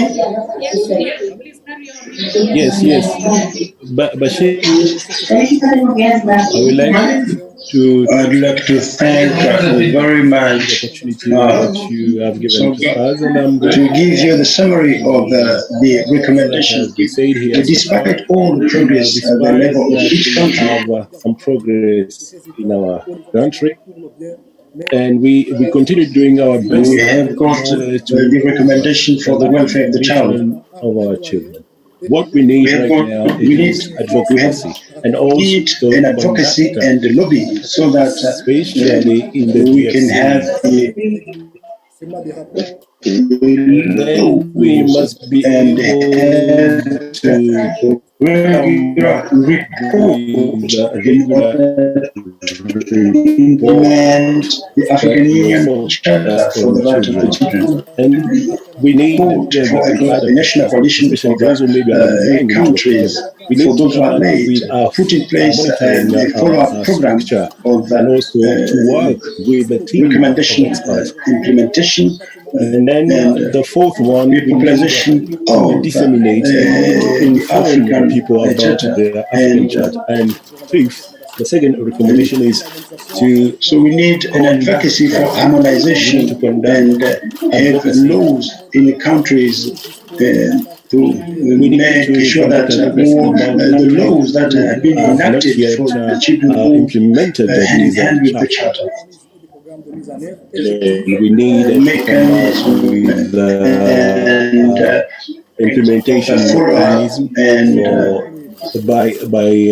by different entities We need free also to healthcare look for at children. issues related to health, and then we need also to look at the question of birth spacing of Have a children, sensitization campaign in order to take and we need children to also school to have and proper rules in prevent order different to be able to handle disease any issue and make sure related that we to also children. work to fight COVID. We need to put in place a health structure, sanitary structure that should be adopted to the reality of children. Make sure that because especially those who are sick or those who have some abnormal disease, who need especially our in our country, response DRC, to and make sure that majority we of favor Central Africa. We need also to remember children with disability and and we need to look participate how in the we can rate bring those students, how we can take them to school, schooling of the children especially and make sure that girls, and also in favor of girls, put in place programs and strategies of strategies sensitization and sensitization on young about children to fight against young malnutrition children. and organize We need also an advocacy to campaign conduct on campaign about human trafficking and child labor and take as care well of children how to of protect in those a children, very especially vulnerable those who are situation. coming from So, poor family. We had a meeting in Burundi. We were able to meet those because this is what happened poor in the children, meeting and held in we Egypt. had time to discuss with them, and we 14th discussed recommendation. how to We come up with need structure to take the care of them. advocacy for the justice Then we of need to look at and we need also prison we need for also to look at pregnant women women and who children, are in and we jail, have to put in pregnant place women the who are in jail. programs. We need to find structure to take care of those women. And we need And we need also to look integration at of any children child because soldiers, it will those enable who have been involved in families to activity, take care wars of their activities. We need children to look and at how to not leave take them care to the of street. them once they are out of the army. So We these need are also to some of the speak to our recommendations partner. We put also in from place. countries. I can't hear him. I can't hear him. I can't hear him. I can't hear him. Frank?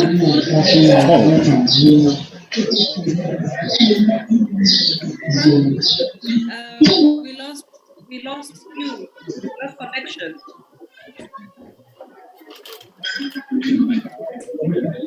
Please, if you're not speaking, mute your microphone. Frank?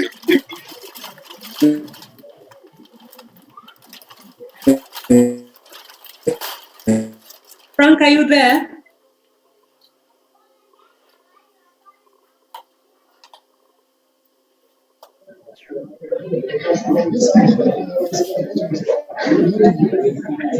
Okay. It seems we lost.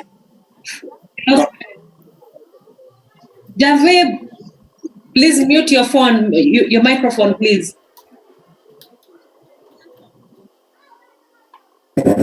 Hello? Frank, are you there? Yes, now I'm okay. No, connect coming. Network is okay. Hello? Frank, you can speak slowly, please. Frank, s'il vous plaît. Okay. Okay, let me go on. Oui, parlez lentement pour, pour la traduction. Ah, ok. Je retourne un peu en arrière alors.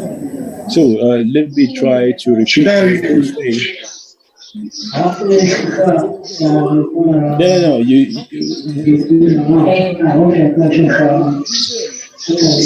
the child recommendation to favor the inclusion of the children with children with disability living with disability in the inclusion of the rate of we need school and to look reduce at how we can enable these children to go and children, and we put in place the program and strategies on based on the young child malnutrition that we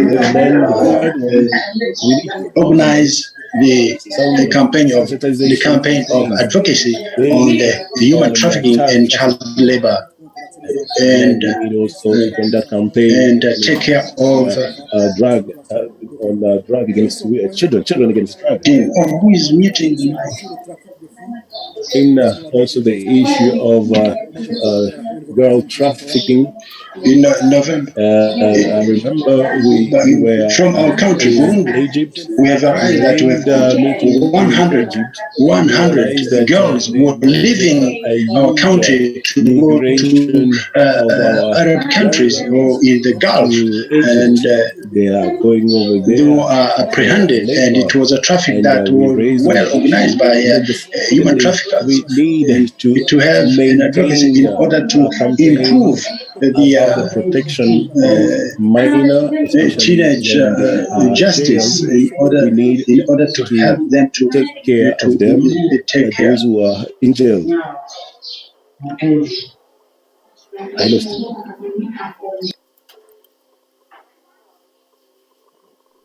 I lost it. Frank, are you still there? We lost connection with you.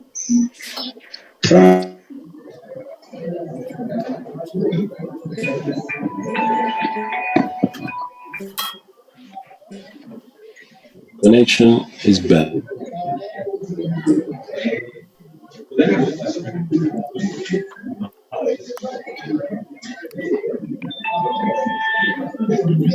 Hello, Frank. Hello?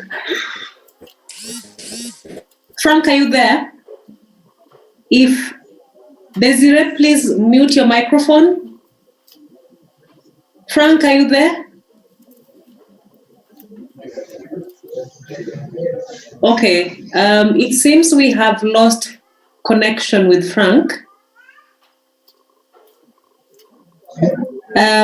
So I suggest as we wait for him, because in the interest of time, we need to move on to the next session. We only have about 20 minutes to conclude the next agenda issues. Frank, you are there? Okay, I'm okay. I'm here. Yes, but Frank, you realize that we do not have enough time. Okay, yes. To conclude, for you to conclude your discussion, your remarks. I realize that you are reading it. If you could share that presentation with me, that would be great. But in the interest of time, we would like to move to the next session and to have the brief remarks by the four presenters. The four presenters being Amandine. Okay, thank you, Anita. Yes, Amandine, Hortense. It was Amandine, Hortense, and two other people. I don't know who would like to begin. Please mute your microphone, please, if you're not speaking, or if you're using two gadgets, use one gadget. Peter, please.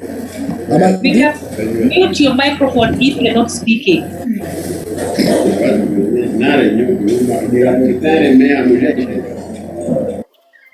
Amandine? Amandine? Yes.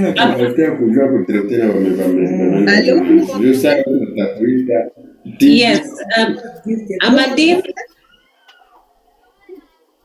Yes.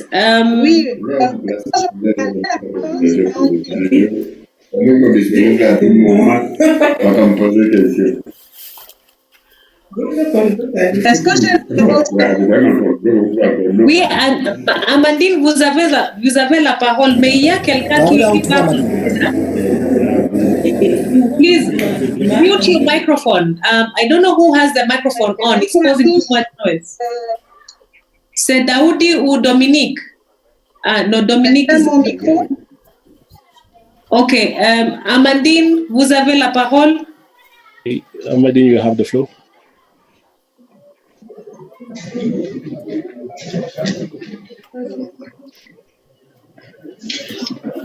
Amandine, s'il vous plaît.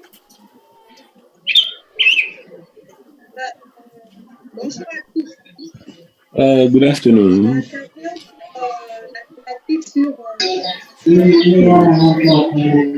everyone, I would like to speak on COVID-19 in relation with children. Do you hear me? Can you hear me? Yes, Amandine.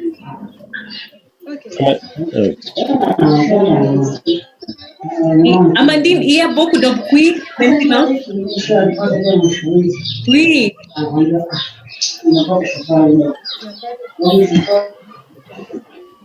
She said that there is no, where she is, there's no noise. Okay, then who has the noise? I'm wondering. Can you hear me? Yes, I can hear. Amandine, okay. Amandine, continue. Amandine. S'il vous plaît. Oui.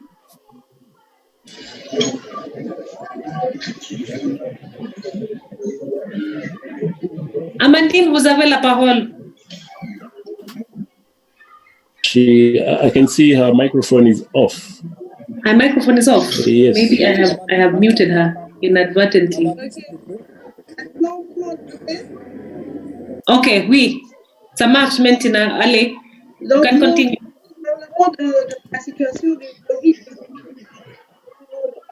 Tell her to speak near a microphone. I can't hear her. Amandine? Amandine? Veuillez utiliser le micro, s'il vous plaît. Et qu'elle parle à haute voix. Parlez à haute voix aussi.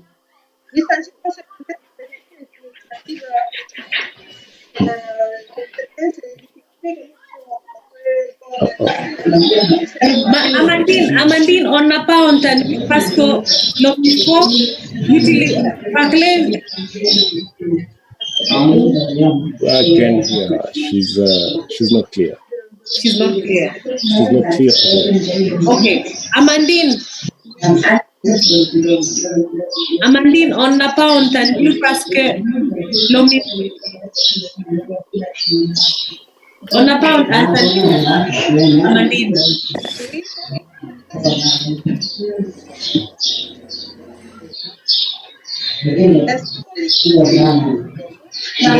Can you hear me? Tell her that we are hearing her, but from far. We are hearing her from far. Yes. I think there's an issue with our own machine. Amandine, vous pouvez améliorer la volume, s'il vous plaît. Améliorer la volume.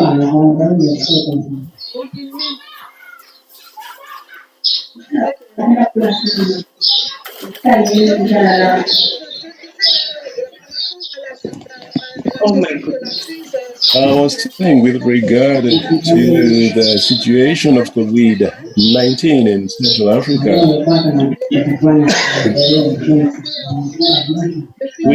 we started having issues since the month of March 2020. The majority of the country were in a state of emergency.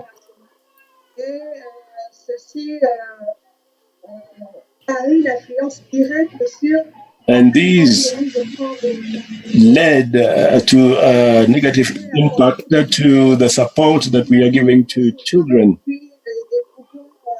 And so we hope that we will get a solution into that situation, towards that situation.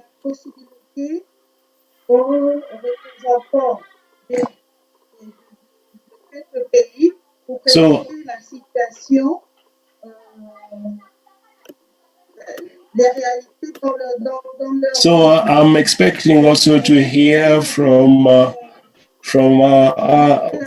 other colleagues. I don't know if they are having the same situation as us. You can share with us. Hello? Can you hear me? Allô? Oui. Oui, Amandine. Pardon, un peu, Vika. Vika. Oui, je suis là. Oui. Ok. Vika, je vous prie, vous avez 1 minute. You have 1 minute. You cannot go beyond 1 minute. After 1 minute, we will turn off your microphone. With regard to coronavirus, civil society organization embarking sensitization and sensitization were carried out for children with videos. We brought in children in our campaign.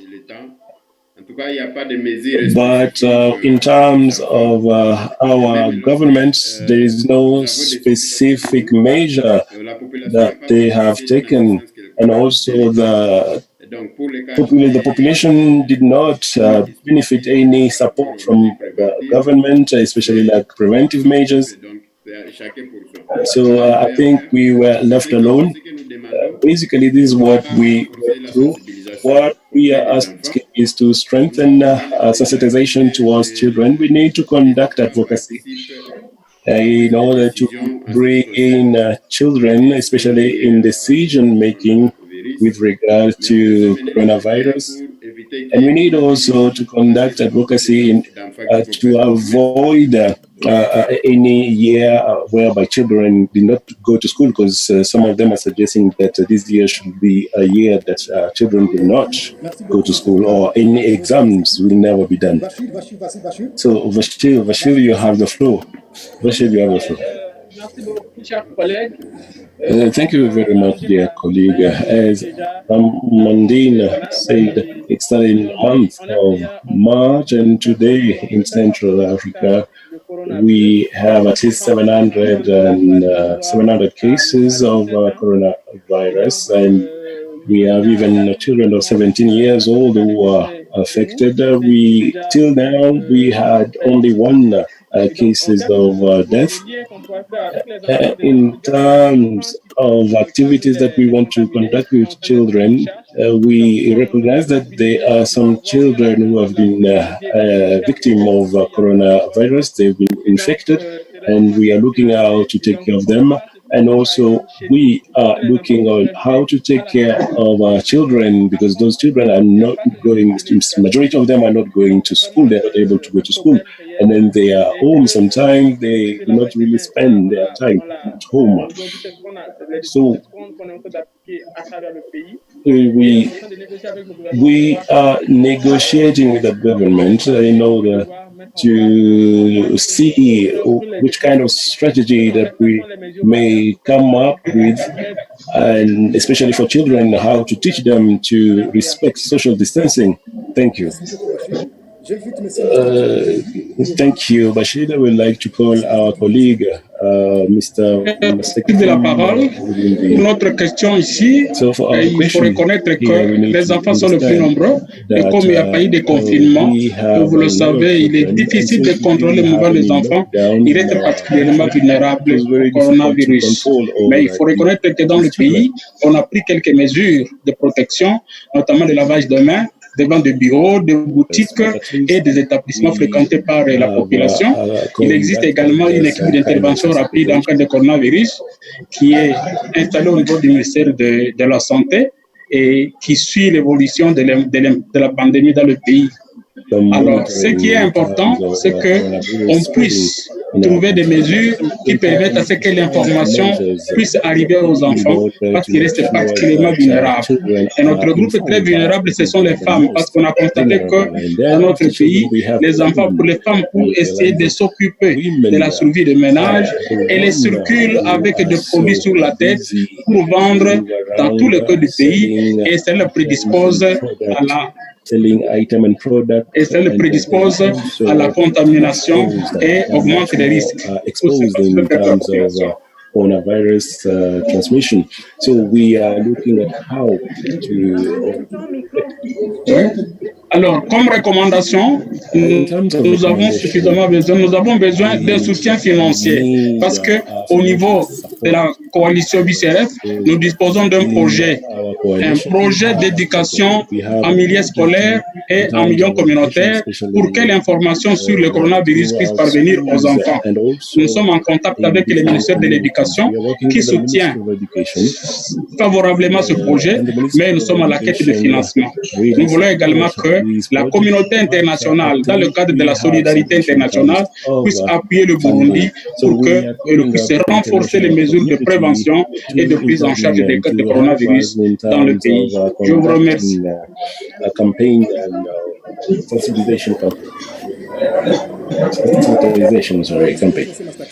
Thank you very much, Mr. Mastaki. Mr. Donna, are you there? Donald Richard. Donna. Joseph, are you there? Joseph, can you take the floor, Joseph? So I would like to share our own experience since the beginning. We put in place a number of actions in order to protect our children, especially street children. And we have a team that goes out and meets those street children. So at least 3 times a week, we have a mobile team that is in charge of going on the ground and meet those children affected by COVID-19. And remember that those street children do not really observe some hygiene measure.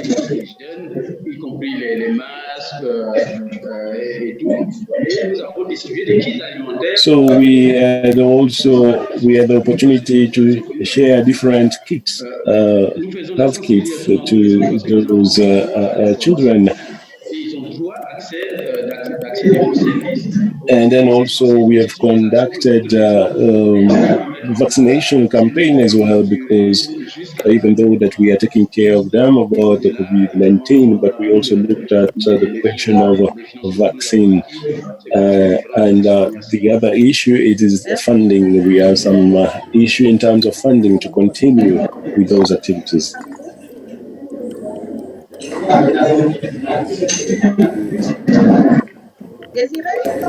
Oui, allô? Hello. Good morning, Desiree. So, Cameroon, with regard to COVID-19, good morning to all. I have to say that our situation is similar to any other African country. In Cameroon,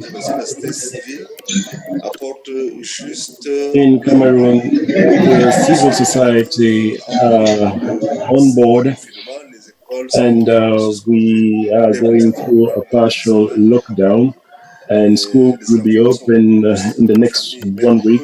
But right now, children are with their family members.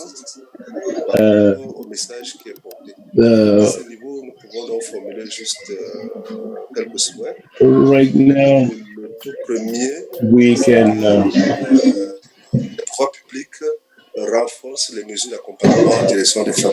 right now, we have to say that government is taking care of some families, especially by distributing food. So we are looking at how to work with them. We also want to emphasize the access to health, and we need also to speed up a campaign social distancing.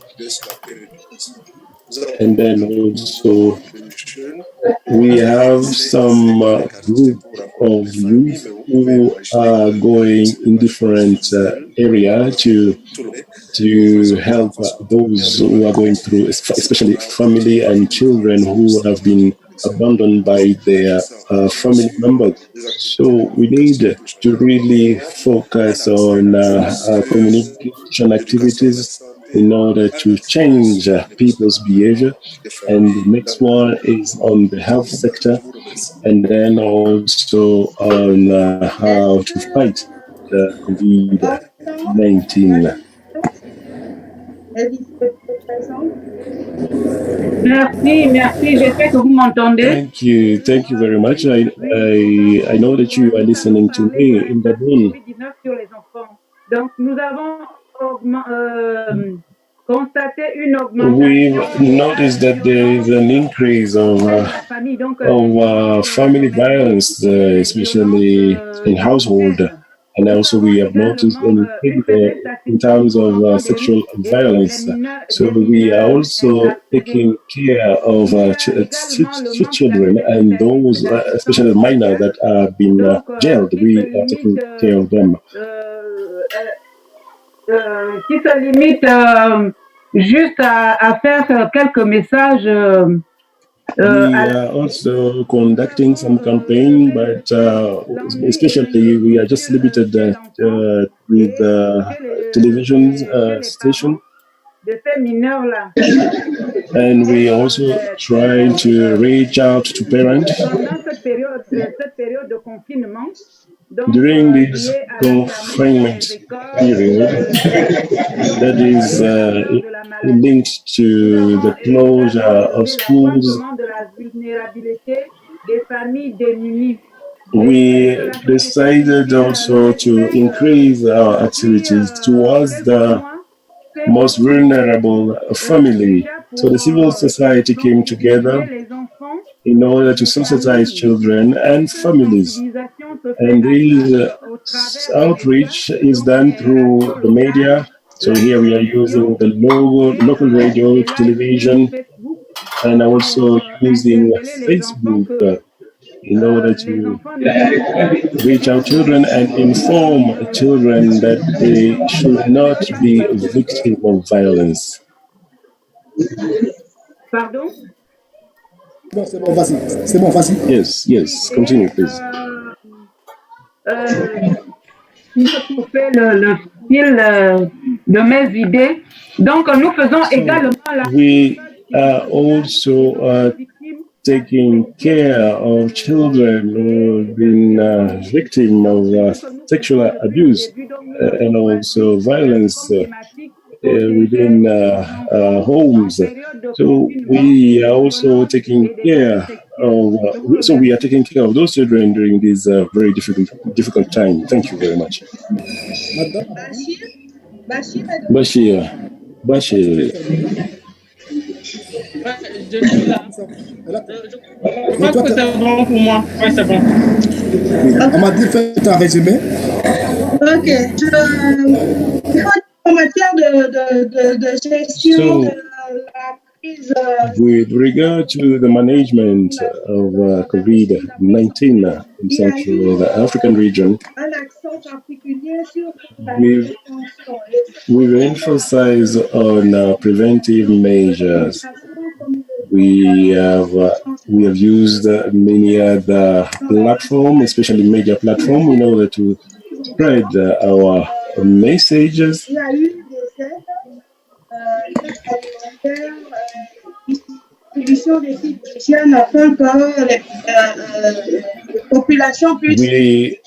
We have also conducted sanitary towel distribution, and besides that,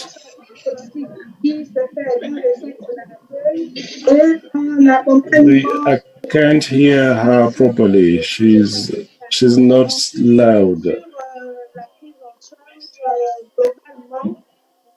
En Afrique centrale, c'est ce qui s'est fait. Et en matière de difficultés, il y a in terms of challenges,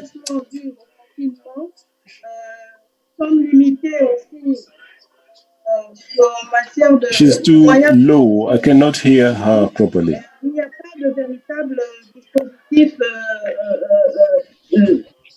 du gouvernement ou we do not have any support from the government. So the government do not have a clear structure in terms of supporting families and children.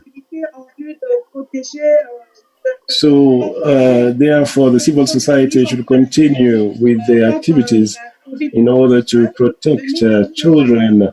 We need also to conduct advocacy in relation to the welfare of children by involving civil society. So we need to keep on exchanging ideas. We need to keep on exchanging ideas in order to bring change. And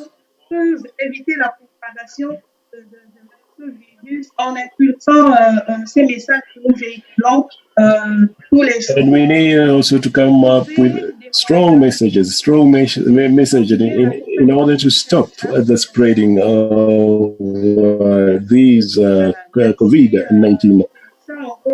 Thank you very much. These are our recommendations. Thank you. Merci beaucoup, Madame Amandine, pour votre intervention. Thank you very much for Madame Andimou. So I would like to bring in Mr. Cleophas. Cleophas, are you in? Yes. Hello. Hello, Cleophas. Hello, Cleophas. You have the floor. Okay. Yes. I just wanted to say 2 or 3 things before I know we are running out of time, and maybe the connection has not been so good, and maybe we've missed a few things here and there. So the first thing I would like to point out is that during the current pandemic, I think for the coalitions and the organizations that are in Central Africa, it will be good if you look at what you had planned as activities, and most likely, if it's possible, to go through the REDEAC and try and see what are some of the activities that you can prioritize in the interim as we are experiencing this pandemic, and then you can be able to reach out together so that we can see in what areas we can assist, because I'm aware that we had budgets that were running with you that were dealing with issues such as capacity building and all that. If there is a way we can rework some of those budgets and have some core activities that we can do that are as a result of what you've raised as being the situation on COVID-19, I think it will be very helpful if we could receive that as soon as possible.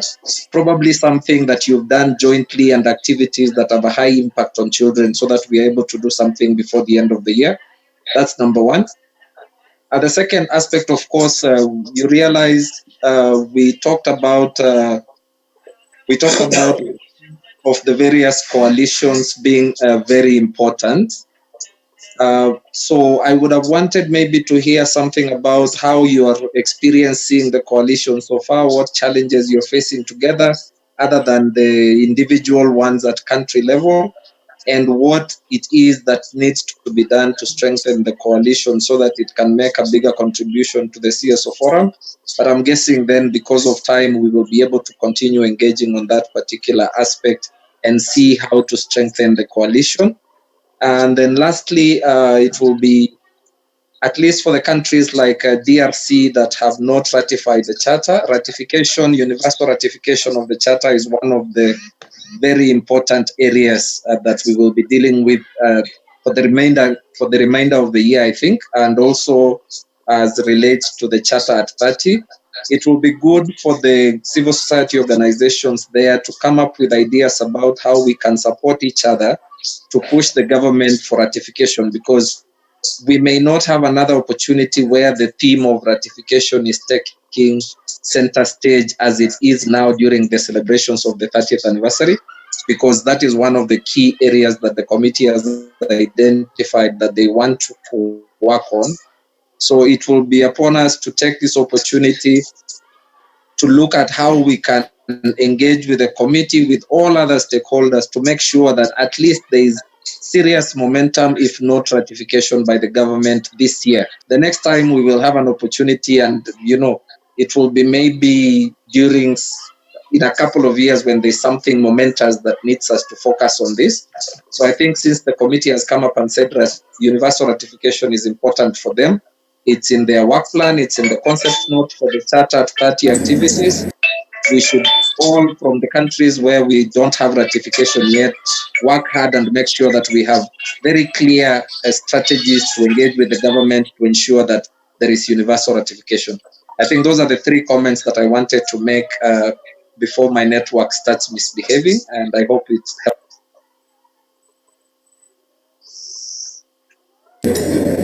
You finished, Kofas? You finished? Yeah.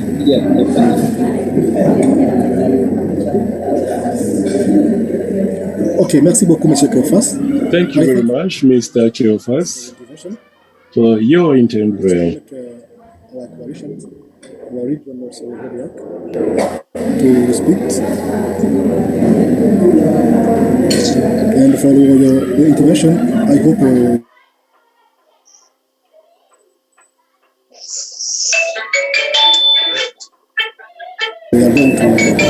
do something that's kind of concrete.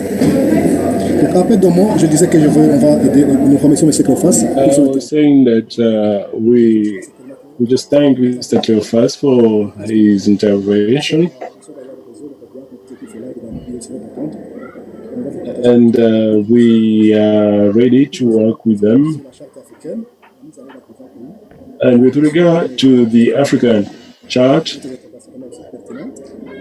we know that it is a very relevant aspect that we need to look at.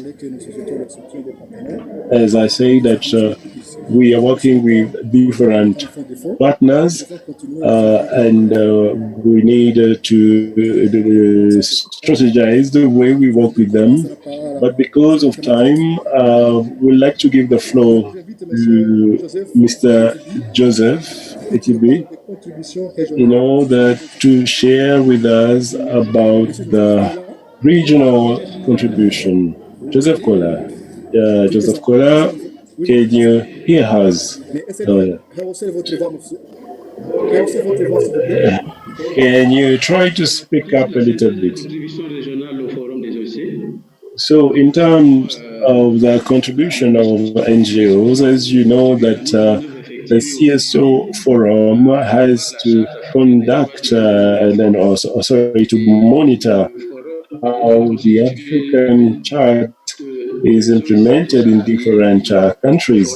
So the forum will need the contribution of each and every country, because organizations are made of nations, and nations are the one to really work hard, especially in terms of disability. That's the reason why that we want to give the floor or the opportunity to each and every country to share their own challenges, and also to discuss together how we can protect the children, and then also to understand what are the challenges in each and every organization,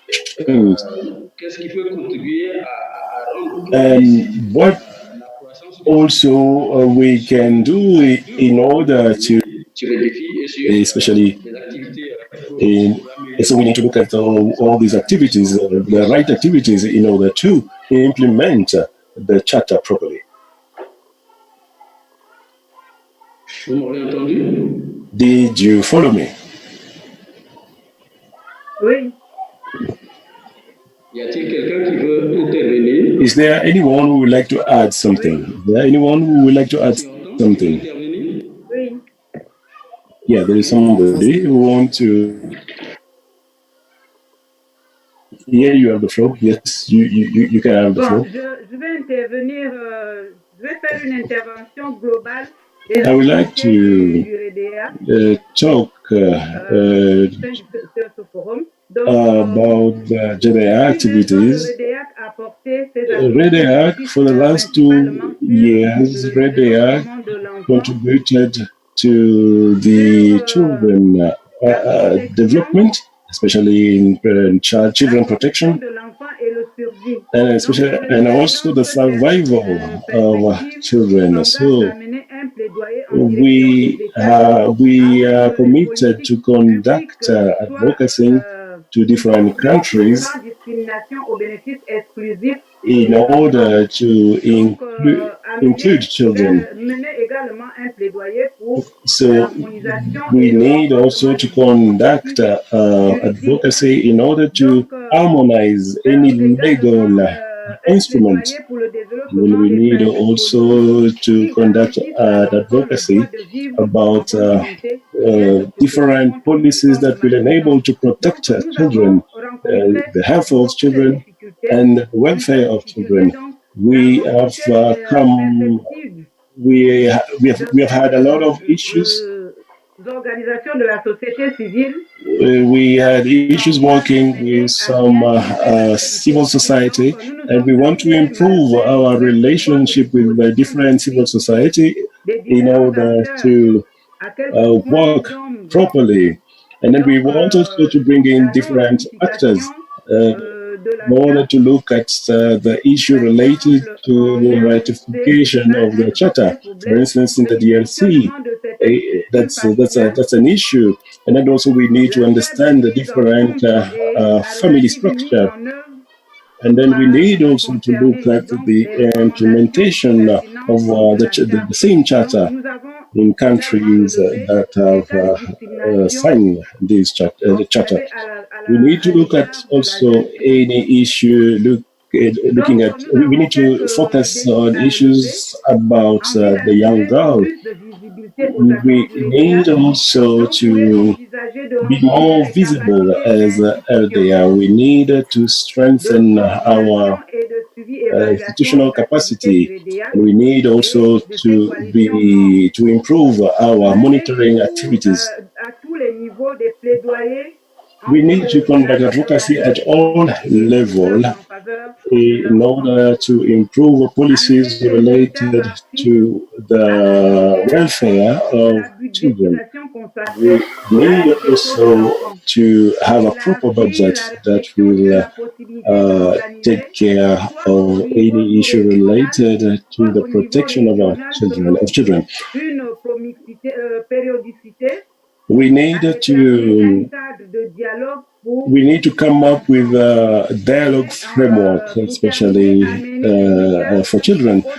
And to end, we need to find ways how we can bring in different states and organizations in order to come up with a structure in terms of child protection. So we have also we have an issue which is lack of funding. This lack of funding really brings issue for us. We are not able to reach to our goals. So the Central Africa has a lot of issues, especially in terms of funding. And because of lack of funding, we are not able to conduct our activities. Is there any other intervention? Yes, thank you very much. Thank you for having given me the floor. I just wanted to add something in terms of capacity building. This aspect is quite important because as civil society, we are facing a lot of issues, especially in terms of monitoring and protection of children. So we need technical support, especially in capacity building. And also we need to look at the issue of funding. And we've been facing this issue for quite some time, as you all know. to get funding in order to implement your activities on the ground, it is not easy. So we really rely on this forum. I know we will be behind this forum and hoping that we will have funding in order to implement our activities. So if the forum do not have these activities, we can either come up with different strategies in terms of implementation. Thank you. This is what I wanted to say. J'ai aussi une contribution, Joseph. Jocelyn, Bashir, would you like to add something? So I would like to thank my colleague and anyone who raise their own issues. I think we almost share the same issue. And I would like to emphasize on strategies, the different strategies that we are having. And I would like to thank partners and Save the Children who have been supporting us for quite some time. We have a strategic plan. But I have to say that we've been without activity for 1 good year. And we would like to have a meeting with our partners in order to understand which kind of strategy that we can come up with. So we do not really have any institutional support. Even as it is quite important to have some clarification of that and also to have bilateral meetings with partners. And we need also to share a little bit more with different participants, especially in terms of the implementation of our strategies. Thank you. Is there any other one who would like to intervene?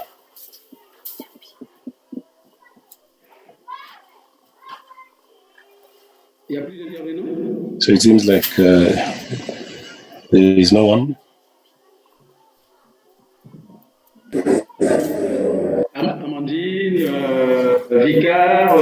Amandine, Vicar, is there anyone who would like to intervene? I would like to summarize. Can you do the summarize, please? Can you summarize this? Sorry. So we have spoken about the motivation of the civil society. We want them to focus on the protection of children, and then we also talked about the different action plan, and then we have heard that some of us do have this issue of funding and also capacity building. We need to look at it,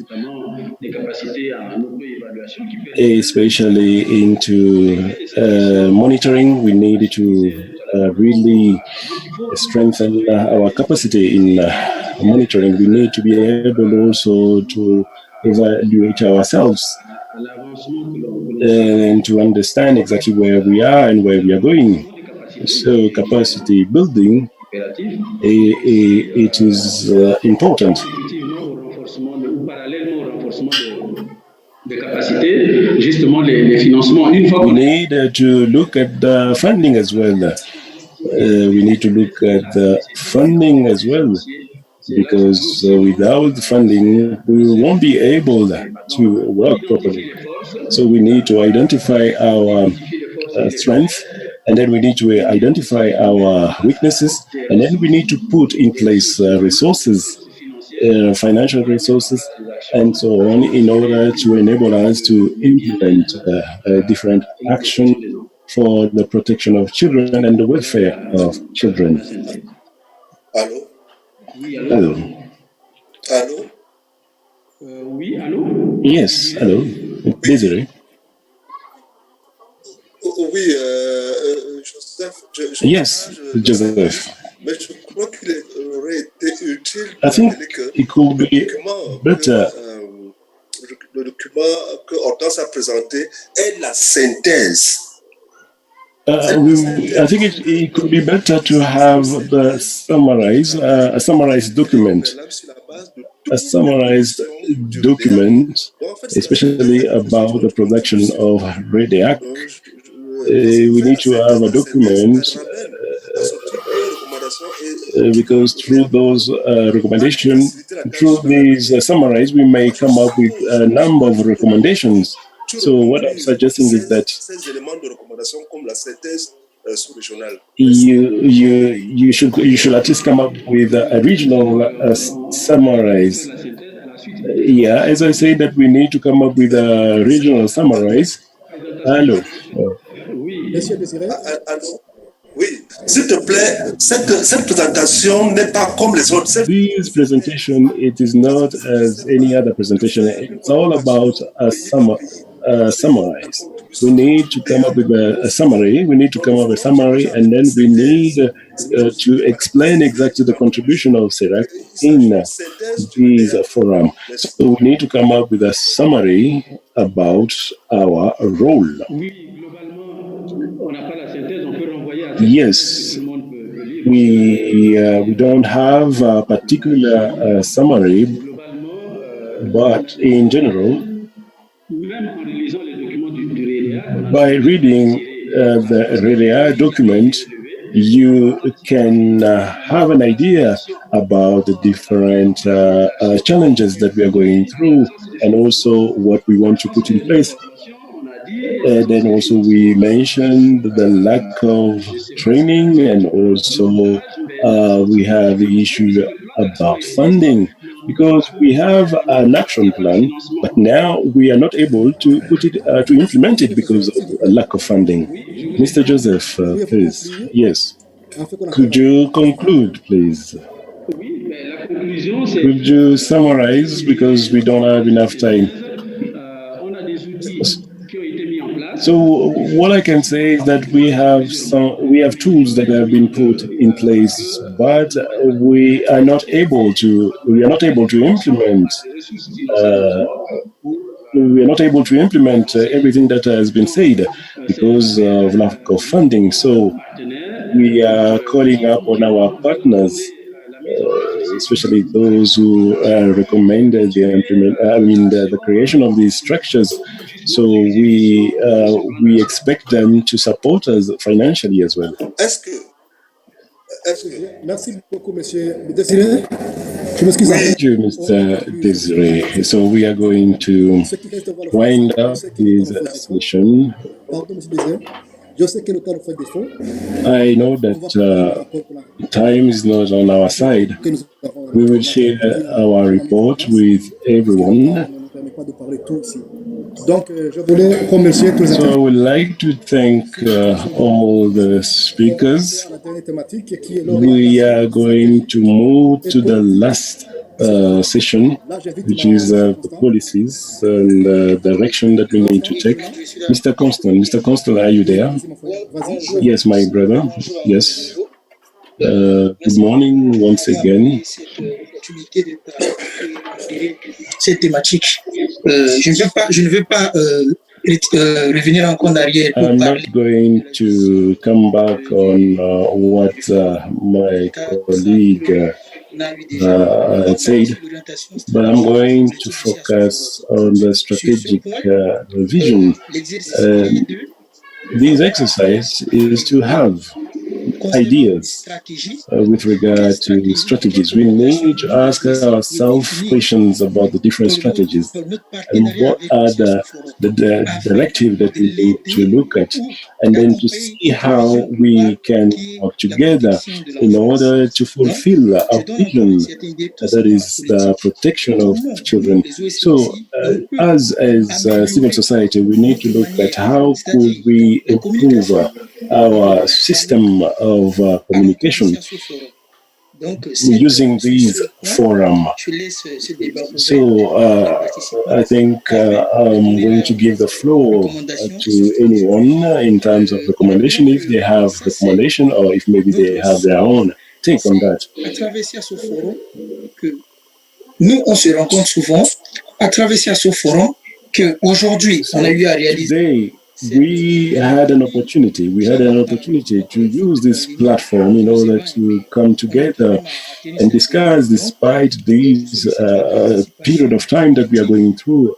I'm talking about the COVID-19. I think we should take this opportunity to discuss together, to use this platform in order to share ideas and different strategies. Thank you.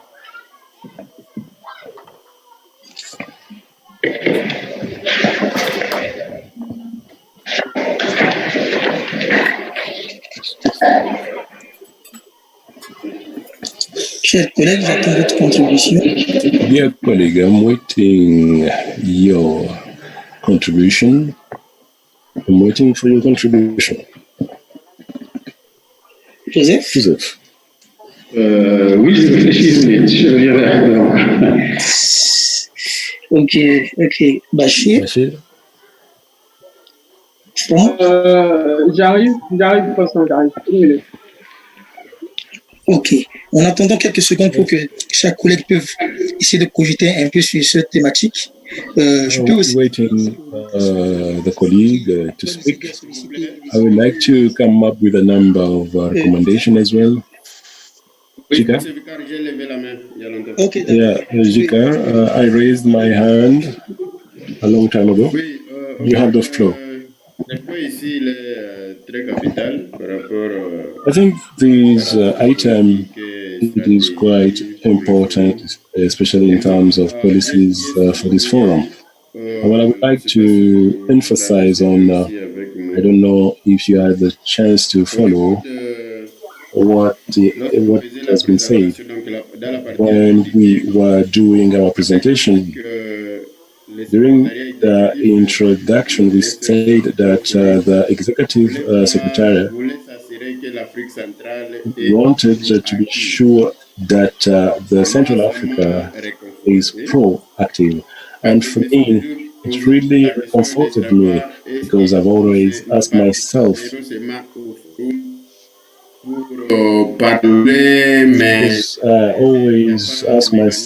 our contribution is only to talk.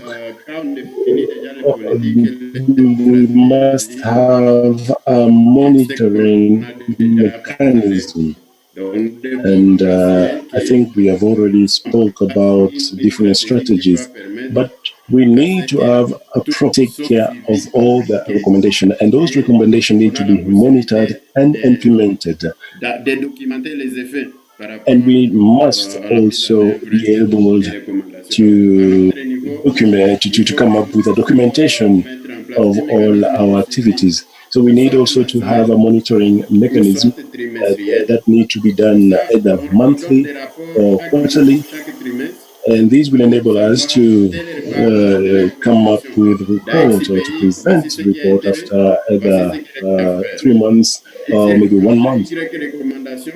And the following, so we will be able to at least to come up with a list of recommendations and what we were able to done.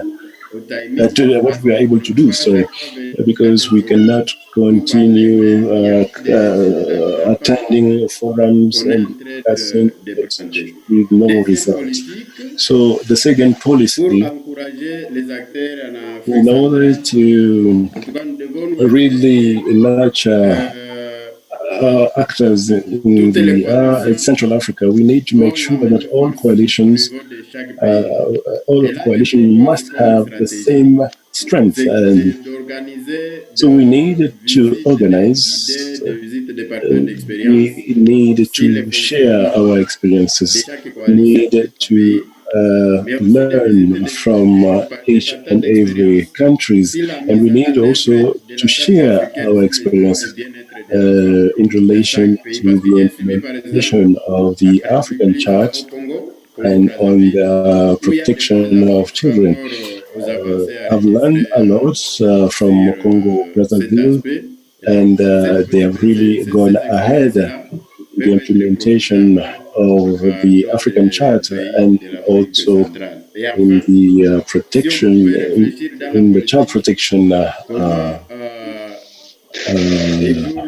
laws. So we also need to see how in the future these forums could be conducted in some of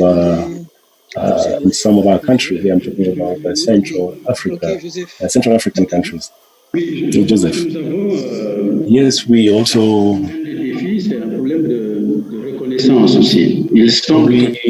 In terms of challenges, we have an issue in terms of strategies. We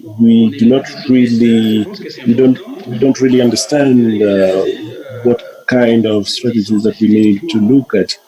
And then also we need to look at also the legal instrument. We need to consider all these aspects. Voilà.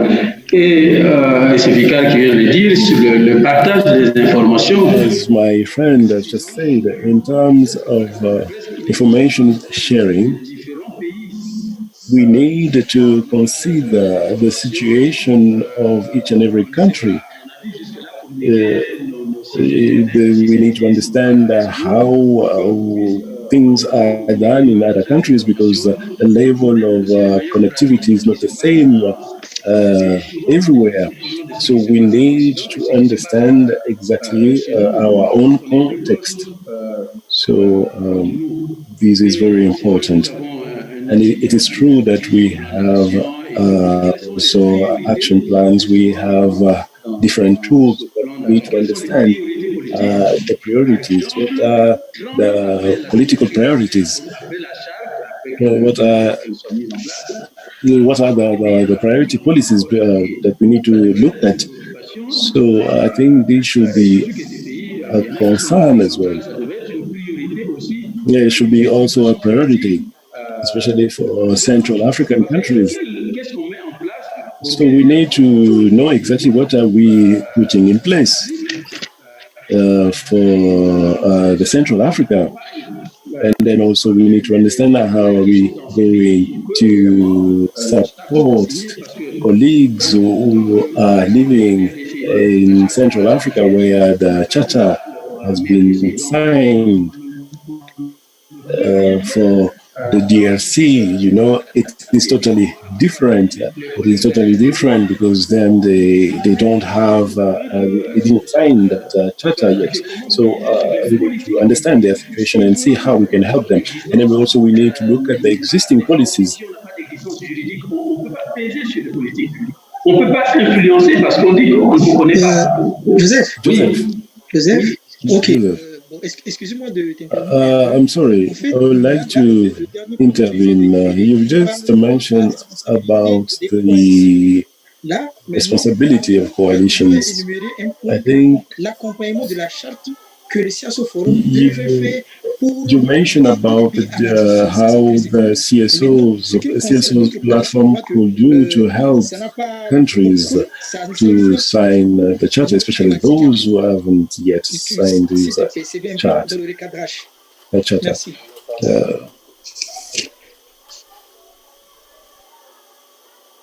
Joseph? Merci. C'est vite, ok. Peut-être que je reviendrai sur encore du temps. So maybe I will come back on it later on. Thank you, Frank. C'est bon, moi j'écoute. Hein. Je vous suis, je me dirai. Oh, ok. Yes.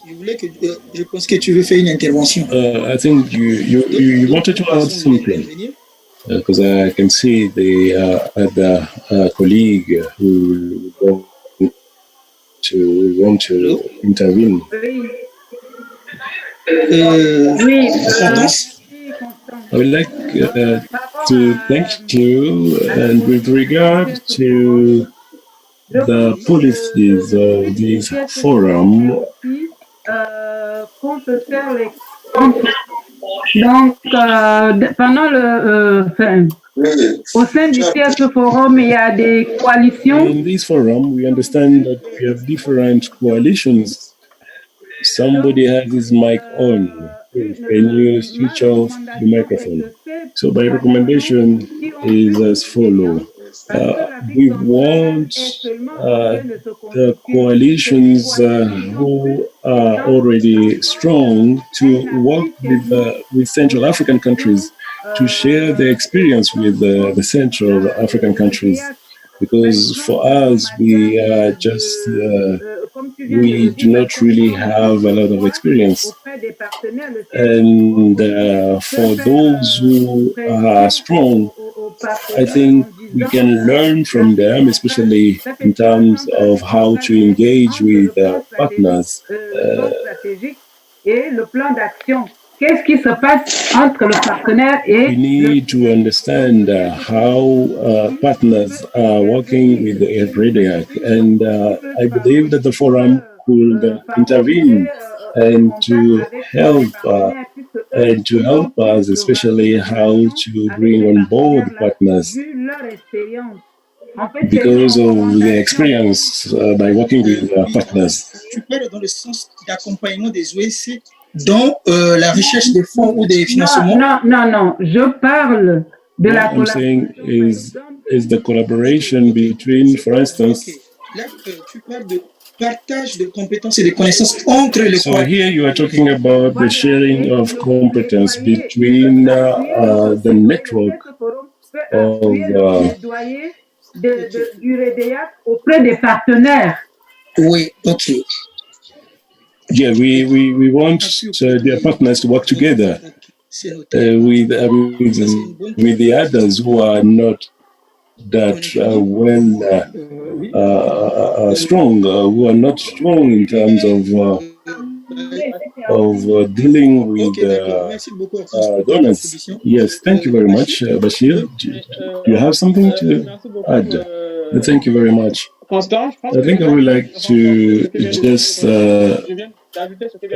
underline what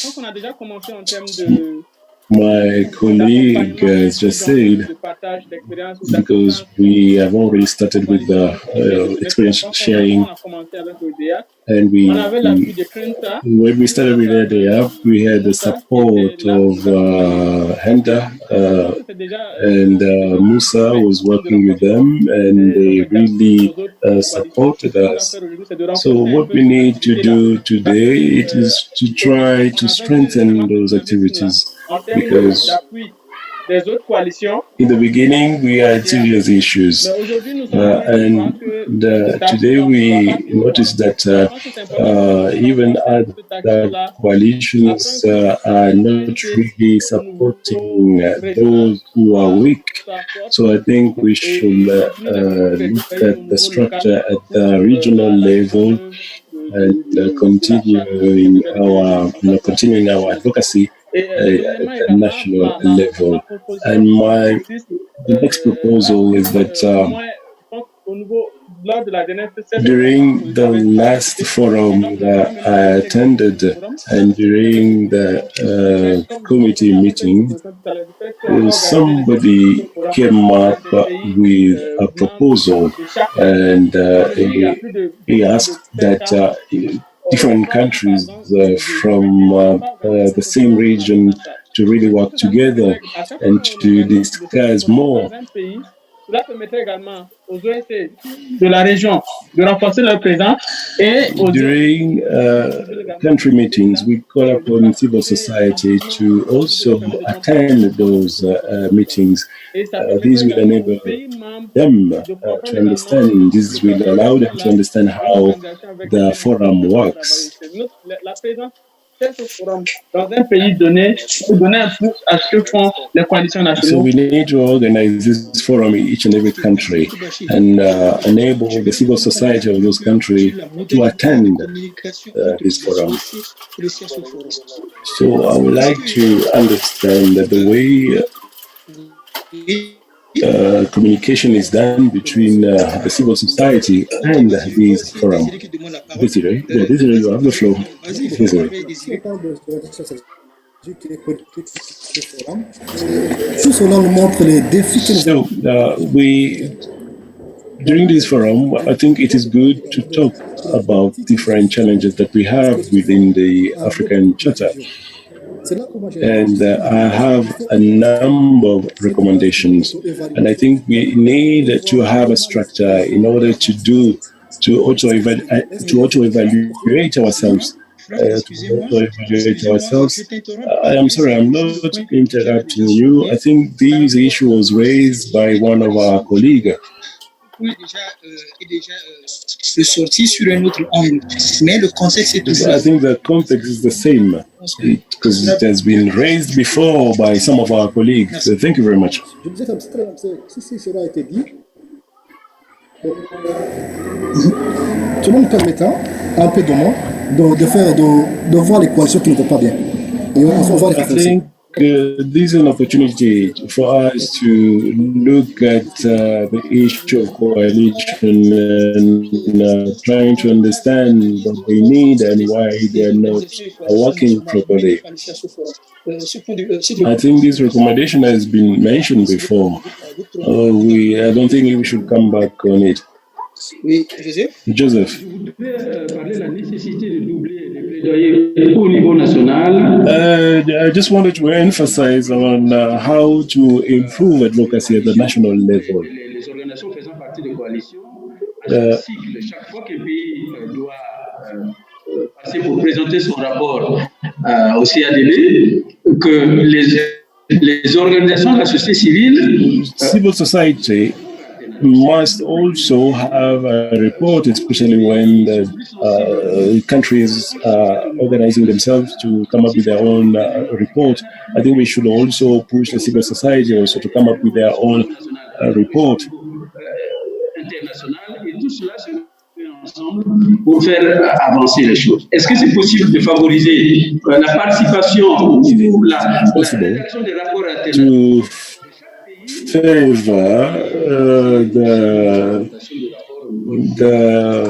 favor the reports, that each and every country to have their own report and also to present those reports at the civil society level. L'élaboration des rapports alternatifs pour chaque organisation ou coalition qui devait présenter des rapports au niveau du CSO Forum. Pour accompagner, accompagner les organisations ou les coalitions dans la rédaction de rapports alternatifs.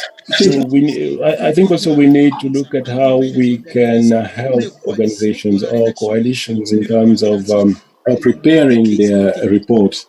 Because I know that some of them mention here that they have challenges on how to come up with a report.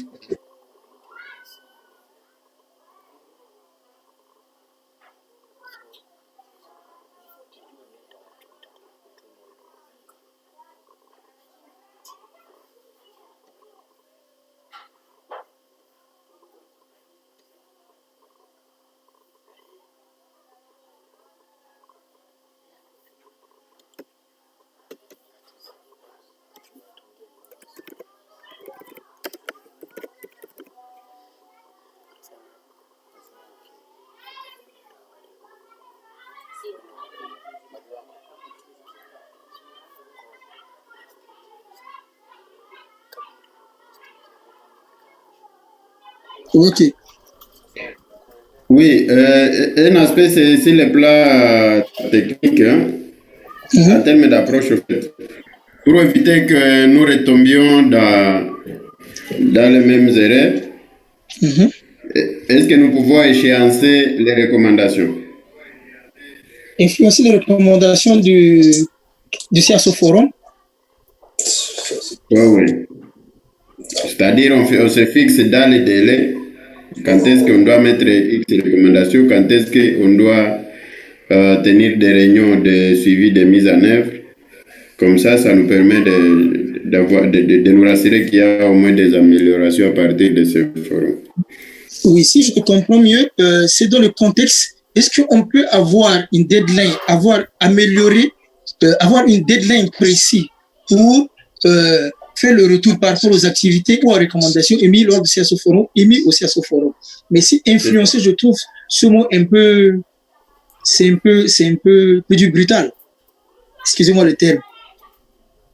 En tout cas, tu n'aimes pas les termes appropriés. Ok, merci beaucoup. Bon, merci beaucoup. Je vous remercie pour votre contribution productive. Je vais maintenant faire le rapport des recommandations sans énumérer les choses parce que j'ai pris beaucoup de notes. Lors de cette thématique, lors de cet échange concernant l'orientation stratégique et politique du CSO Forum que les IOC peuvent amener afin que tout le monde atteigne l'objectif global, on a noté il faut un mécanisme de suivi concernant les recommandations sorties lors des activités ou de rencontres des CSO Forum. Il faut organiser des visites guidées. Le forum organise une activité de visite guidée de coalition dans chaque pays en priorisant aussi le partage d'informations. Aider, accompagner les OSC dans l'obtention de documents ou les recommandations afin qu'ils soient être crédibles.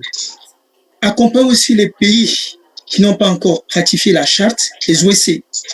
Accompagner les OSC qui sont dans les pays qui n'ont pas encore ratifié la charte pour favoriser l'obtention de cette signature et faire le suivi de la mise en œuvre. On va appuyer au plaidoyer auprès de coalitions pour renforcer, appuyer au plaidoyer auprès de coalitions dans les démarches ou l'obtention du financement. Faciliter aux organisations des IOC dans chaque pays membre pour la participation effective. Accompagner les OC dans la rédaction des rapports alternatifs.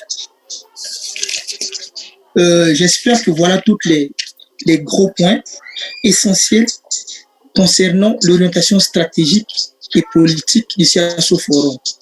Si j'ai oublié quelque chose, quelqu'un peut, nous participants peut me relater. Merci beaucoup.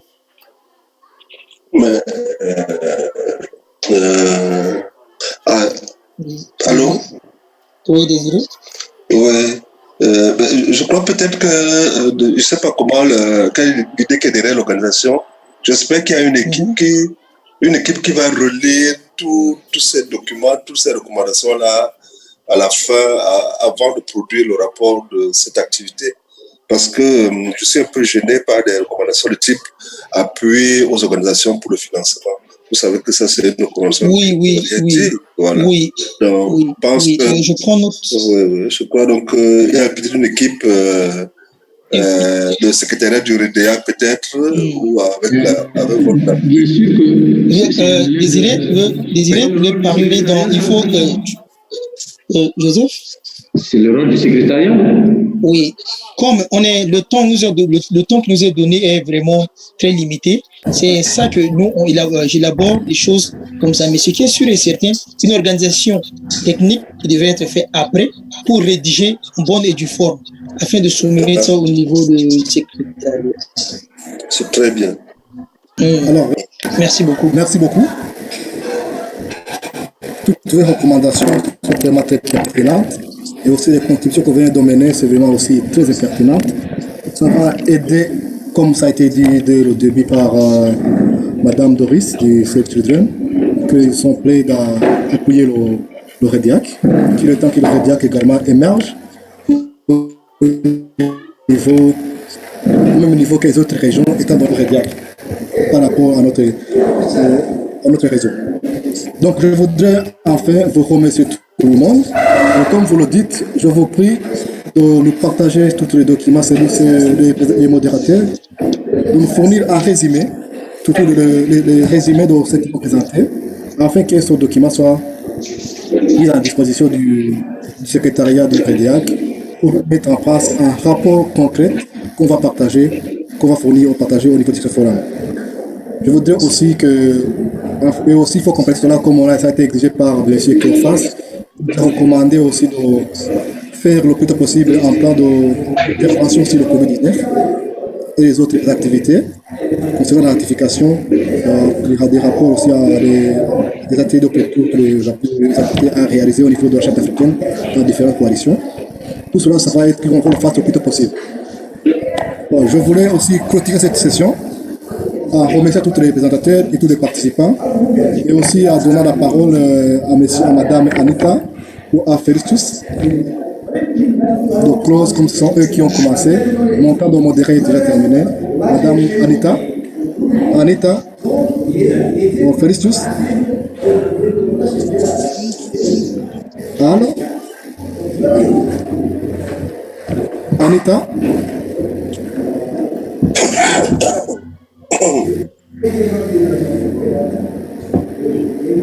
Félictus?